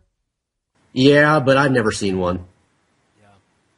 And you tend to know, when you're in those situations, you tend to know right away if it's a bear or not. You can just kind of tell when something's upright walking around and when something's on four legs. You know what I mean? You would have kind of known if it was a cougar. You would have kind of known if it was a bear. And if a bear or cougar or any other predator, known predator, is going to come in on you guys like that, if they have the nuts to walk in on you guys like that, you guys are going to have an altercation. I don't care what anyone says. They may come in, but they're not coming in for curiosity. A cougar's not going to come in for curiosity. A bear's not, generally speaking, a bear's not going to come in for curiosity. They're coming in for food. They're coming in for survival. And so that's interesting. What about you, Kelly? What got you into this? Well, hearing the stories that Chaz had talked about, kind of motivated us, to look into this even more. Chaz's uncle still has this property. It's in a part of the state where there are a lot of sightings. Both Type A, Type B, however you want to call it. And I tell you, I don't want to make it sound like we're just going to hype your program, Wes, but we just sat down and we listened to as many stories as we could from the interviews that you've done. And basically all we did was started gathering, what are telltale signs, what are commonalities that we're seeing when folks go out or when they have encounters. And we're like, you know what, let's do this. Let's put this together like almost like a crime scene. Let's go out to this place and spend our day. Had we not listened to your program and all the different people, we wouldn't have a clue where to start, man. We would have walked by so much stuff. So we got together. We got a 4-day weekend set up. And Chaz got with his uncle and said, hey, we want to come down and spend some time at your cabin. And we were straight up with him. This is why we're coming down. We want to check out the rumors of the woods that go around in that area. And, there's stories that go back for, years and years. In the Midwest and in the Ozarks. So his uncle goes down a couple days before us, and Chaz, I don't want to speak out of turn. Your uncle told you directly some of the things that happened while he was waiting for us to show up. Do you want to touch on that a little bit? Yeah. So I talked to my uncle, and he said that he goes, something interesting happened last night. He goes, he and his brother laid down in the cabin and went to bed. And they were awakened by a loud sound. He says that something large walked behind the cabin. At the same time, this big whatever it was walking behind the cabin, making a lot of noise. Something ran through I believe, the front of the cabin and somehow jumped onto his front deck. Now, the way the cabin's set up, it kind of faces down the hill. So the front part where the deck is pretty high up off the ground. There is one tree on the side of the deck that kind of is slanted and like diagonal. That's the only way any kind of animal could get up on the deck.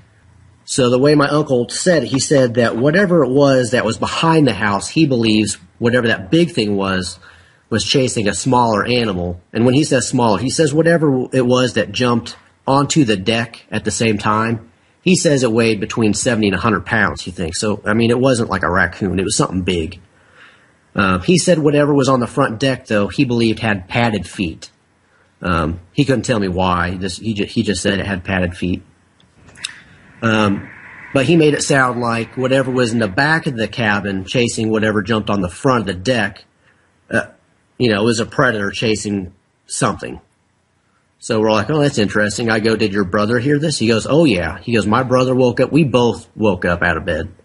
Kelly and I started driving south towards his cabin. We're pretty excited to hear something like that when we're going to go start looking for Sasquatch, I can definitely imagine. So you guys go out to, and I appreciate, Kelly, the kind words on the show.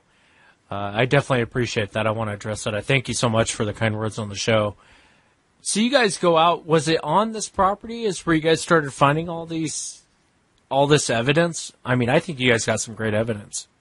Well, I'll kind of tell you how it played out. So we went down there and, we told my uncle a little more. Hey, this is what we're planning on doing. Tried to set up a game plan and how we wanted to go on, a couple hikes.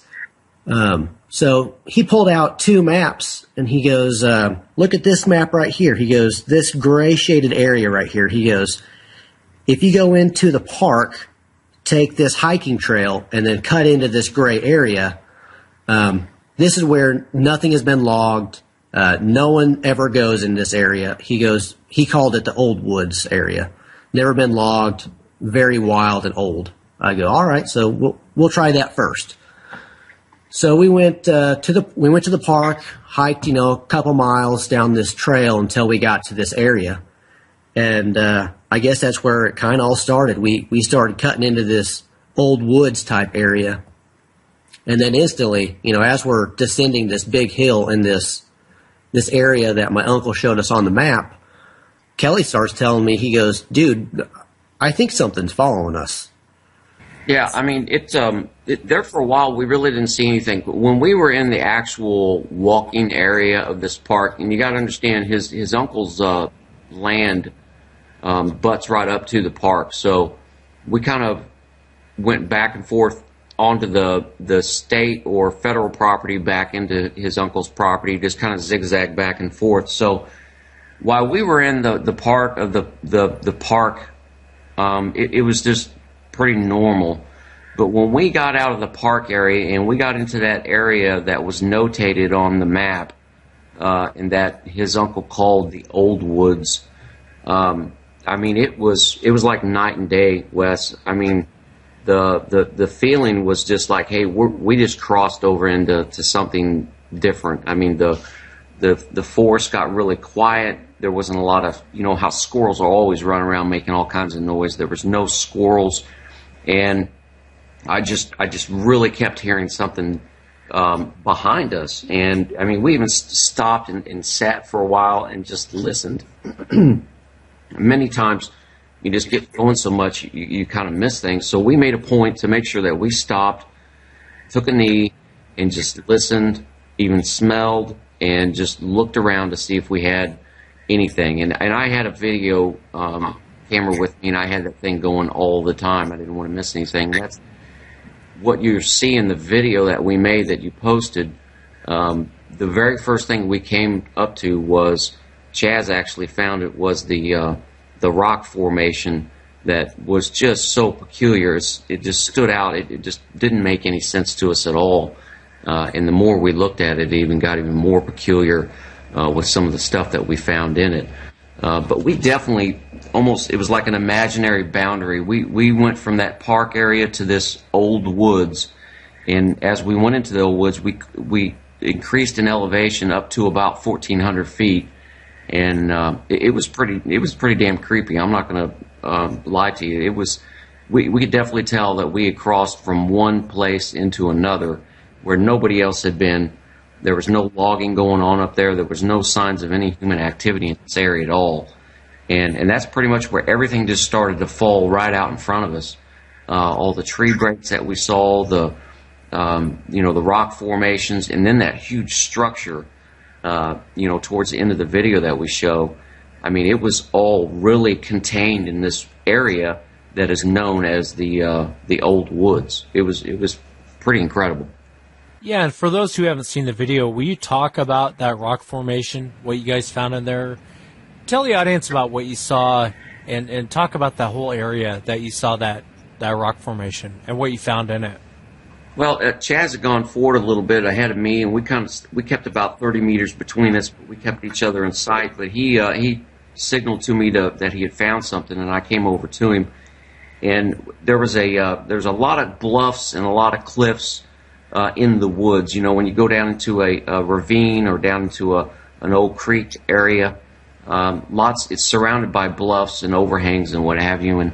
And Chaz had found a formation of rocks under this overhang, this rock overhang, and it was almost appeared. Well, it did appear that it was something that was built. This wasn't something that happened naturally. It was too high up to be something left over from maybe a creek flood or something like that. But it was large rocks. And if you know Missouri and the Ozarks, I mean, there's limestone and there's different types of rocks, huge rocks everywhere. It's just part of the landscape.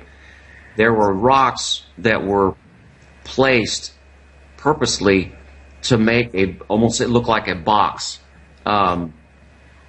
with one end that was open, and it had a top, a rock that probably would weigh 300 to 400 pounds, a rock on either side, and it made almost a perfect box. And we looked at that and we're like, man, this is so odd. And then there was a rock that was laying on the ground that appeared that you could actually flip that rock up on its end, and you would actually enclose a box about the size of, maybe a cradle or something, like a baby's crib or something like that. So we took our camera and we looked deep into the box, and we didn't really see anything out of the ordinary except there was two grape stems. And these weren't berry stems, because we looked really close and we compared them to the berries around in the area. These were without a doubt grape stems. When you go to the grocery store, you buy a bag of grapes and you throw them in a Ziploc bag, take them on a camping trip with you or something.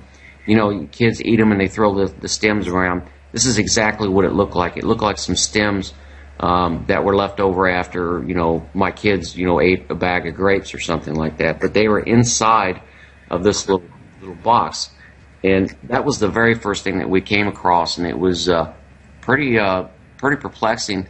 I thought one of the things that it might be is it could actually be a place where a mama Sasquatch would maybe put its child there, enclose it, and keep it safe while it maybe went out hunting or doing anything for the day. What do you think, Chaz? I mean, you're the one that came across it first.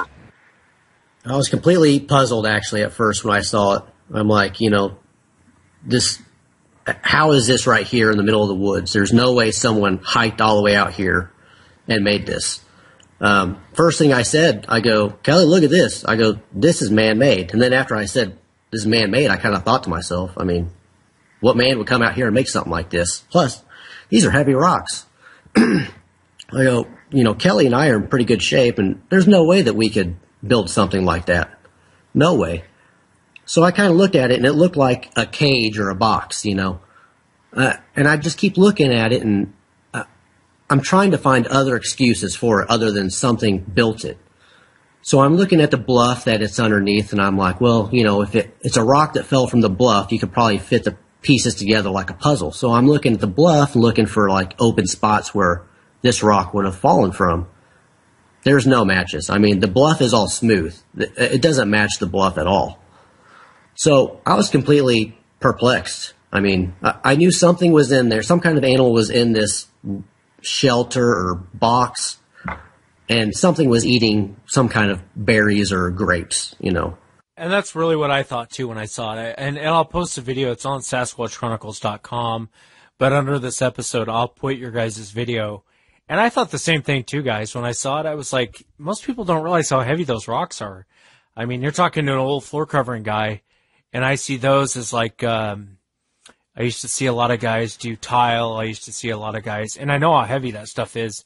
And I looked at those rocks, and again, I'm a pretty big guy, and I looked at those rocks and I thought, I don't see anyone making this. I mean, it just doesn't make sense why someone would make something like this. And then when you guys had the grape stems inside, I was like, I'd be careful in that area, guys. I'd be really, really, really, really careful in that area. What did you guys do next? So you find this structure. And then what do you guys do next? Well, when we found that structure, we looked at it as much as we possibly could. We took as many pictures as we could, video, and then we decided, we want to continue up higher elevation. And I went ahead and went straight up, and Chaz kind of stayed there for a moment because, Wes, we really started hearing a lot of activity around us. And I don't mean like squirrels or deer. We heard some really loud noises.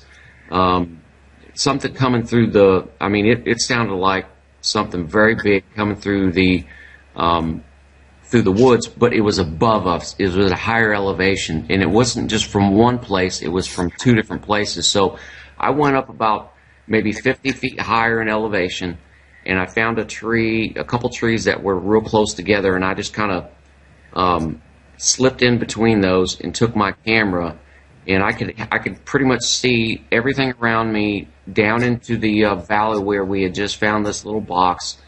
And so Chaz, I mean, you're probably going to shake your head when you hear this. Chaz says, well, okay, I'm going to go be a decoy. I'm going to be the bait, and you sit here and see if you can film anything. So Chaz starts walking around in a huge circle in this area, trying to spook up or get something to come out of the brush, whatever is around us. And man, I tell you, it was almost aware of everything Chaz did, because when Chaz would move, around to my left or whatever, this thing would go around the total opposite end of him. It stayed on the opposite side of Chaz the entire time, just out of my camera range. But I mean, it was huge. And one of the things that I thought was real peculiar, and I thought it was Chaz, maybe just talking under his breath, maybe he fell and said something, but I could hear people or a person mumbling. It was a human sounding, couldn't make out the words, but every once in a while I would hear some mumbling, and I just, at the time, I just thought, well, that's Chaz. He's fallen and he's cussing at himself or whatever. And then right after that, a squirrel, this is really weird, a squirrel started going crazy. I mean, you know how squirrels are when they get all agitated, and this squirrel was probably 30, 40 feet away from me. I couldn't see it, but I could hear it, and it was just going crazy, just chirping and jumping around on the tree. And then all of a sudden, in my mind's eye, I could visualize it because it was out of my sight. It sounded like someone had reached up and grabbed the squirrel and squeezed it to death. I mean, it just went almost, it made this sound like, just like that. It's like something grabbed it and immediately it stopped. Never heard the squirrel again. And that really freaked me out, because I could just picture it in my head that something just grabbed a squirrel and squeezed it to death so it had shut up. And then I stayed in that position without moving except for my camera for probably a good 2 hours as Chaz made his way around me in a 360-degree circumference. And we were just trying to get something to come out, something to move. And it literally would position itself opposite to wherever Chaz was, plus out of my range to do any video. I mean, it was so bizarre. I don't know. And Chaz, you heard a couple things that also that you thought was me. Can you elaborate on that a little bit too? Yeah, I guess I should also tell, once we got off the walking path and we went into the old woods, I leaned up against a tree and I was right into a little nest of ticks. So I had hundreds of ticks all over me. So once we started going through the old woods part, I was more frustrated than anything because I'm hot and sweaty. All I'm doing is picking ticks off me. Kelly and I are walking through the woods and I'm picking ticks off. I mean, I have hundreds of them. And they started on my forearm, and by the time we got to the bluff and saw the stone structure, they spread to, my belly and my side too. I mean, they were just spreading everywhere. So I'm freaking out and, kind of frustrated. A lot of the time when Kelly was up on just higher than where this stone structure was, where he heard these things, and I heard them too. I personally thought they were deer at the time. I go, Kelly's just listening to deer, and I'm frustrated. I'm picking ticks off myself. So I sit by the stone structure, and I'm just picking ticks off, for a good hour. And I'm listening, and I'm like, we need to speed this up. We're running out of light. This hike was only supposed to take, maybe 3 or 4 hours, and we've already doubled that, in time. We didn't really bring food to eat, not much water. So I'm frustrated. So I'm like, I'm going to go flush these deer or whatever he's listening to, and I'm going to scare the animals and have them just run towards Kelly. Then we can verify that it's, not a Sasquatch and get out of here. And that's what I did. I walked all the way down the creek bed. I walked up, and all I heard were turkey. I mean, there were whatever was out there walking that I thought were deer never ran from the area. And that's when Kelly said, every time I would walk one way, whatever it was would go to like a different area and just avoid me. Yeah, I always say ape, and I know I push the ape thing a lot, but this isn't some dumb monkey running around. It probably looked at your camera, Kelly, as a weapon. It was probably keeping one eye on you and one eye on Chaz as he's moving around. But did you guys finally decide to just leave the area, and that's when he found all the tree structures? Well, let me back up then. So while Kelly was up there trying to look at the sounds that he was hearing on the other side of this hill, after I tried flushing whatever was out and it didn't work, I went back to the stone structure again. I sat there. Well, where the structure is, there's about a 50-foot long bluff that the structure was underneath, and a lot of loose rock on top of it. I mean, there's no way to walk on that and be quiet. Well, I heard Kelly walk from where he was across that ridge line and towards me. He was maybe 15 feet behind me, it sounded like, and, just a little higher than where I was. So I'm like, okay, Kelly decided to leave that little post and we're going to head on. So I walk down to the bottom of the creek bed and kind of wait for him down there, thinking he's heading my way. Well, I sit on a rock and I wait for another 30 minutes, and I'm like, I thought I heard him walking right behind me. What's he doing? So I walk around the bluff again. I walk up, and Kelly's still against the same tree he's been against the whole time. And I'm signaling to him. I'm like, hey, we're running out of light. We need to head out of here. So we finally do. We head out, and, we head up the hill, and that's when we start finding some of the structures and the tree breaks. But as I'm talking to Kelly about the tree breaks, and when we're standing next to the tree breaks, I go, why do you walk towards the bluff and decide to leave and then go back to the spot? Kelly goes, man, I've been leaning against that tree the whole time and I never moved. And I'm like, what do you mean you never moved? I go, you walked towards me. You were like 15, 20 feet from me. I know you were. I listened to you walk towards me. He's like, man, I was against that tree the whole time. No, as a matter of fact, I could see Chaz when he was when he did that. He stopped and waited for me, what he thought was me. I was looking down at the bluff, from down into the ravine at him. He was probably 150, 200 meters away from me. I could see him down there, and I was like, what is he doing? I mean, we're burning up daylight here, and actually, he was thinking that I was walking towards him when I was up in this tree, just watching him. It would have been a great time to get something on video, but nothing ever happened. But yeah, there was something out there. Definitely, it was intelligent. It knew where we were, what we were doing, and we were in its area without a doubt. It was interesting. And then we move on after we realized, that there was all this stuff going on, and so we really started. All of a sudden, just started coming across all these tree breaks, and they were massive. I mean, they were really high, up maybe 4 or 5 feet, sometimes even higher. And these are thick trees. You can see in the video. There's no tool marks on the trees. It's not like, someone worked on it. And we brought, a cop's eyes to this evidence, if you want to call it. I mean, we looked at every angle. What could have happened? How could have this happened? Was it storms? Was it wind? Was it, heavy ice or snow on something? I mean, there's just no explanation how these trees could have snapped off where they did, with limited amount of evidence to show what exerted that type of force to break these trees off. And these trees were still alive on the ground. You can see in the video, the leaves are still, green as these trees are laying down.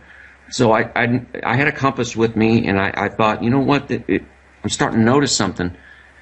I went back to each and every tree that we had found, every tree break, and every tree break, the tree was pointed in the exact compass heading that every tree break we found was in the same compass heading. I think it was like 47 degrees or something like that. I can't remember what it was, but that was probably the most bizarre thing that I saw the whole deal. And that one thing was like, well, maybe it is weather. But there was no other trees around us that were broken off, so it was very peculiar. So we decided, hey, we've kind of created almost a perimeter of tree breaks. Let's go to the very top area of these old woods, the very highest point, and that's where we found that big, huge structure that was built. And that thing was so dynamic and so intertwined and so detailed. I'm sorry, nobody could ever convince me that that was an act of nature or wind or weather or anything, because it was a structure that incorporated a tree break, a double tree break actually, and that thing was amazing in of itself. And that's where we ended up finishing up and pretty much started to lose light. Hey, Chaz, was there something else too? Didn't you hear some voices as well when we were out there? You were thinking I was above you walking. After we saw, I think, our second tree break, I think I actually heard a female's voice. I just kind of assumed that we were close to someone's private property at the time. It's always strange when you're out there, and it's, people are going to be interested. This is, these are two cops. You guys are two cops on the show, but, you guys aren't the first police officers I've had on the show, and believe it or not, a lot of people listen to it. And I love to hear cops going out investigating this, because you guys kind of sometimes look at it with a different eye. I like what you're saying, Kelly. Hey, is this weather damage? Is this, is it this? Is it that? You come to the conclusion that it's not. The voices are strange, aren't they? You hear what you think are people talking, but you can't quite make it out. Or like you were saying, Kelly, you hear the mumbling, and you think it's Chaz, and you can't quite make out what he's saying. Yeah, that was pretty perplexing. I mean, I could hear it. It was mumbling, and I've listened to all the different, stuff that's on YouTube and the different, the different sites that are out there, and none of it sounded like it. Just sounded like a grown adult male, just maybe talking really low to somebody else. But it was very close, and it was, it wasn't something that, there was a long way away that maybe traveled through the, the valley or whatever. But it was very close, and Chaz, he said, no, I kept, noise discipline down to the, as best I could. I didn't talk or anything like that, and neither did I. So I think what it comes down to is we have found an area where there is activity. I think, Wes, you looked at the video and you agreed, hey, this is probably a pretty good area that we could keep looking at. We're those guys that are wandering around in the woods that want nothing more than to have a sighting. And then you have your other folks that are on your show that wish they'd never had a sighting. So we're in that group of folks that are still out there wandering around trying to find it, and we're getting ready to go back out here when winter hits. We're hoping to have some snow on the ground and maybe help us get some more evidence of something moving around there in the woods. So that's basically where we're at right now. Yeah, and I tend to agree with you guys. I really think it is an area where there is Sasquatch. I was especially interested in the rock formation, but the moment I saw the tree breaks, I knew you guys had an area. Those tree breaks, there's no way, on 99% of those tree breaks, there's no way a human could do it. That's not weather damage. I've seen weather damage. I'm sure you guys have too. You guys have been out in the woods a lot. It's not weather damage. And it's interesting, too. I was going to ask you, were all the breaks kind of pointed in the general same direction? Let me ask you, when you guys when you saw those tree breaks and they were all pointed in that general direction, was that the same direction where you found that rock formation? It is. You know what? It's actually in direct line with where the rock formation was. Well, the other thing I'd say to you guys when you're in that area is be very, very careful. In that area, I think you're probably going to run into a family group. I'm just theorizing and guessing, but I'm thinking you guys will probably run into a family group in that area just based on everything you've told me, everything I've seen in the video.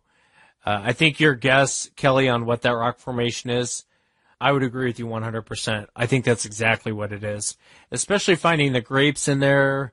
And you're right, it does. If people watch the video, it does look like a little pin, doesn't it? Like you'd put something in there to, but it's small. I don't know that my dog could fit in there. Yeah, and I tell you, when I came home and I showed it to my wife, and I was still on the, just not sure what I was looking at and not sure what that was. And as soon as my wife saw it, and believe me, she's she couldn't be less interested in Sasquatch or Bigfoot or any of that stuff. Sometimes wives roll their eyes at their husbands with little hobbies that they do. But she looked at it and she goes, well, sweetie, that's a crib. I can tell. I mean, it's obvious that's a crib. And she's not even a believer. I mean, it's like she saw it and she knew exactly what she thought it was. So that made a believer out of us. And we're going to keep going, and we're going to keep listening to your show and just, making a detailed list of commonalities that people are seeing, and we're going to look for that stuff, and we're trying to collect evidence. And, we just, we wouldn't be where we are right now had we not listened to you and your show and everything you've done. So, we appreciate all the hard work you do.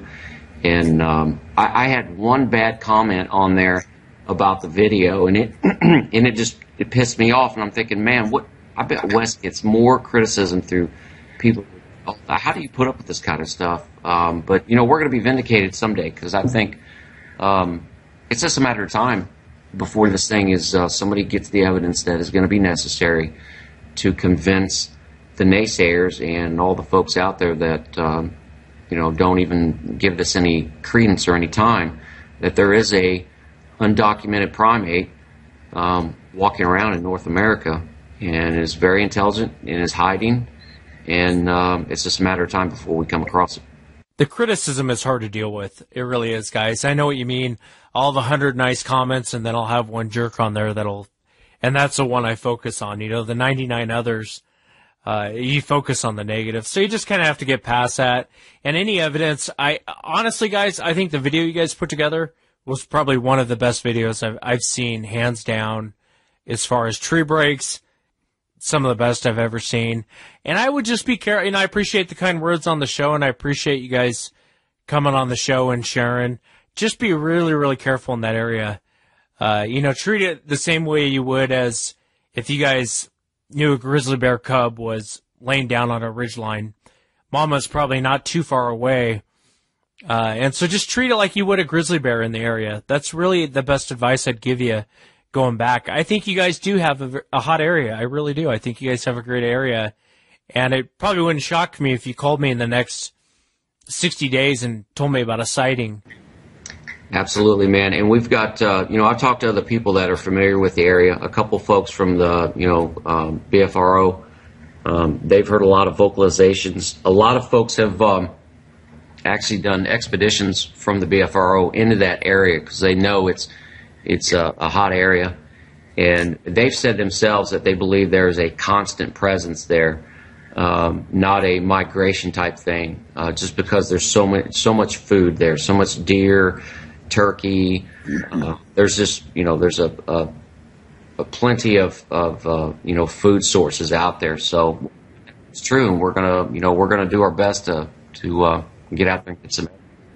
We're approaching this as a crime scene. I mean, we're looking at this when we step into the woods. We're in a crime scene, and we need to look for every piece of evidence that we can possibly get.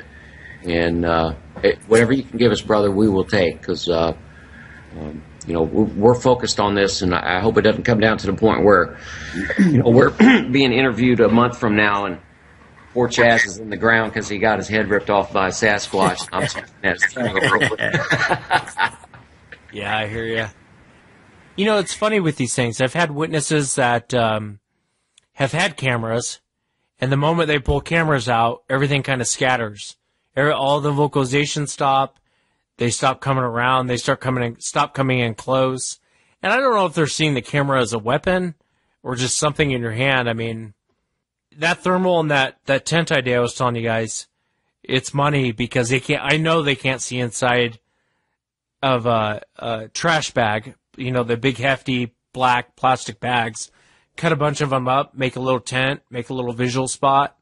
With the thermal, they can't hide. Even during the day, it's hard for them to hide, because you can pick up pretty big heat signatures off those things. Yeah, no, absolutely. There was something else I wanted to ask you. I can't think of it. I got a question while you're trying to think of that.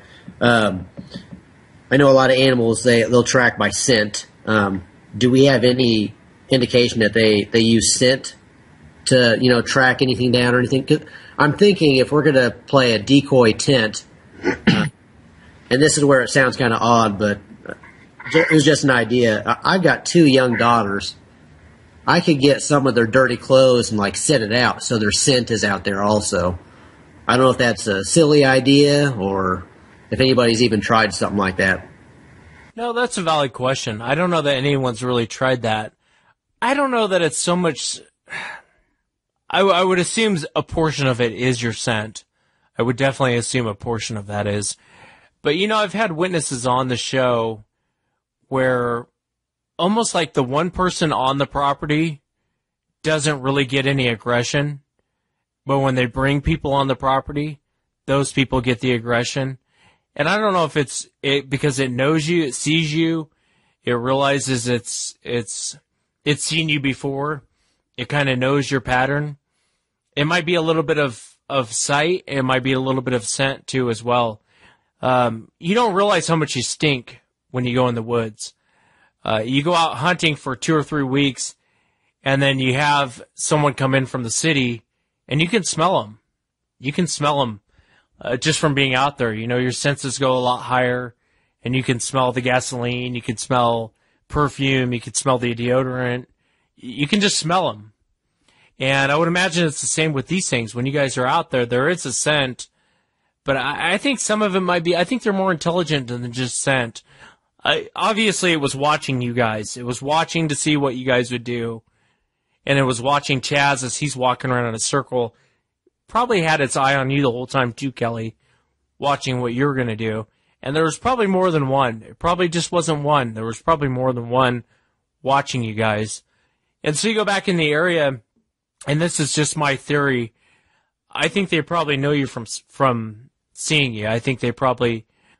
I'd be real careful in that area, though, guys. I'd be really, really careful in that area, because I think watching your guys' video, I think you guys really stumbled into something.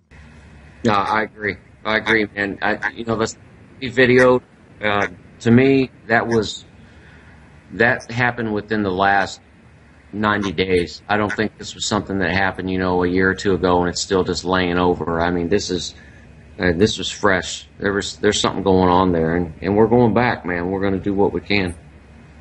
Yeah, no, and I appreciate having you guys on.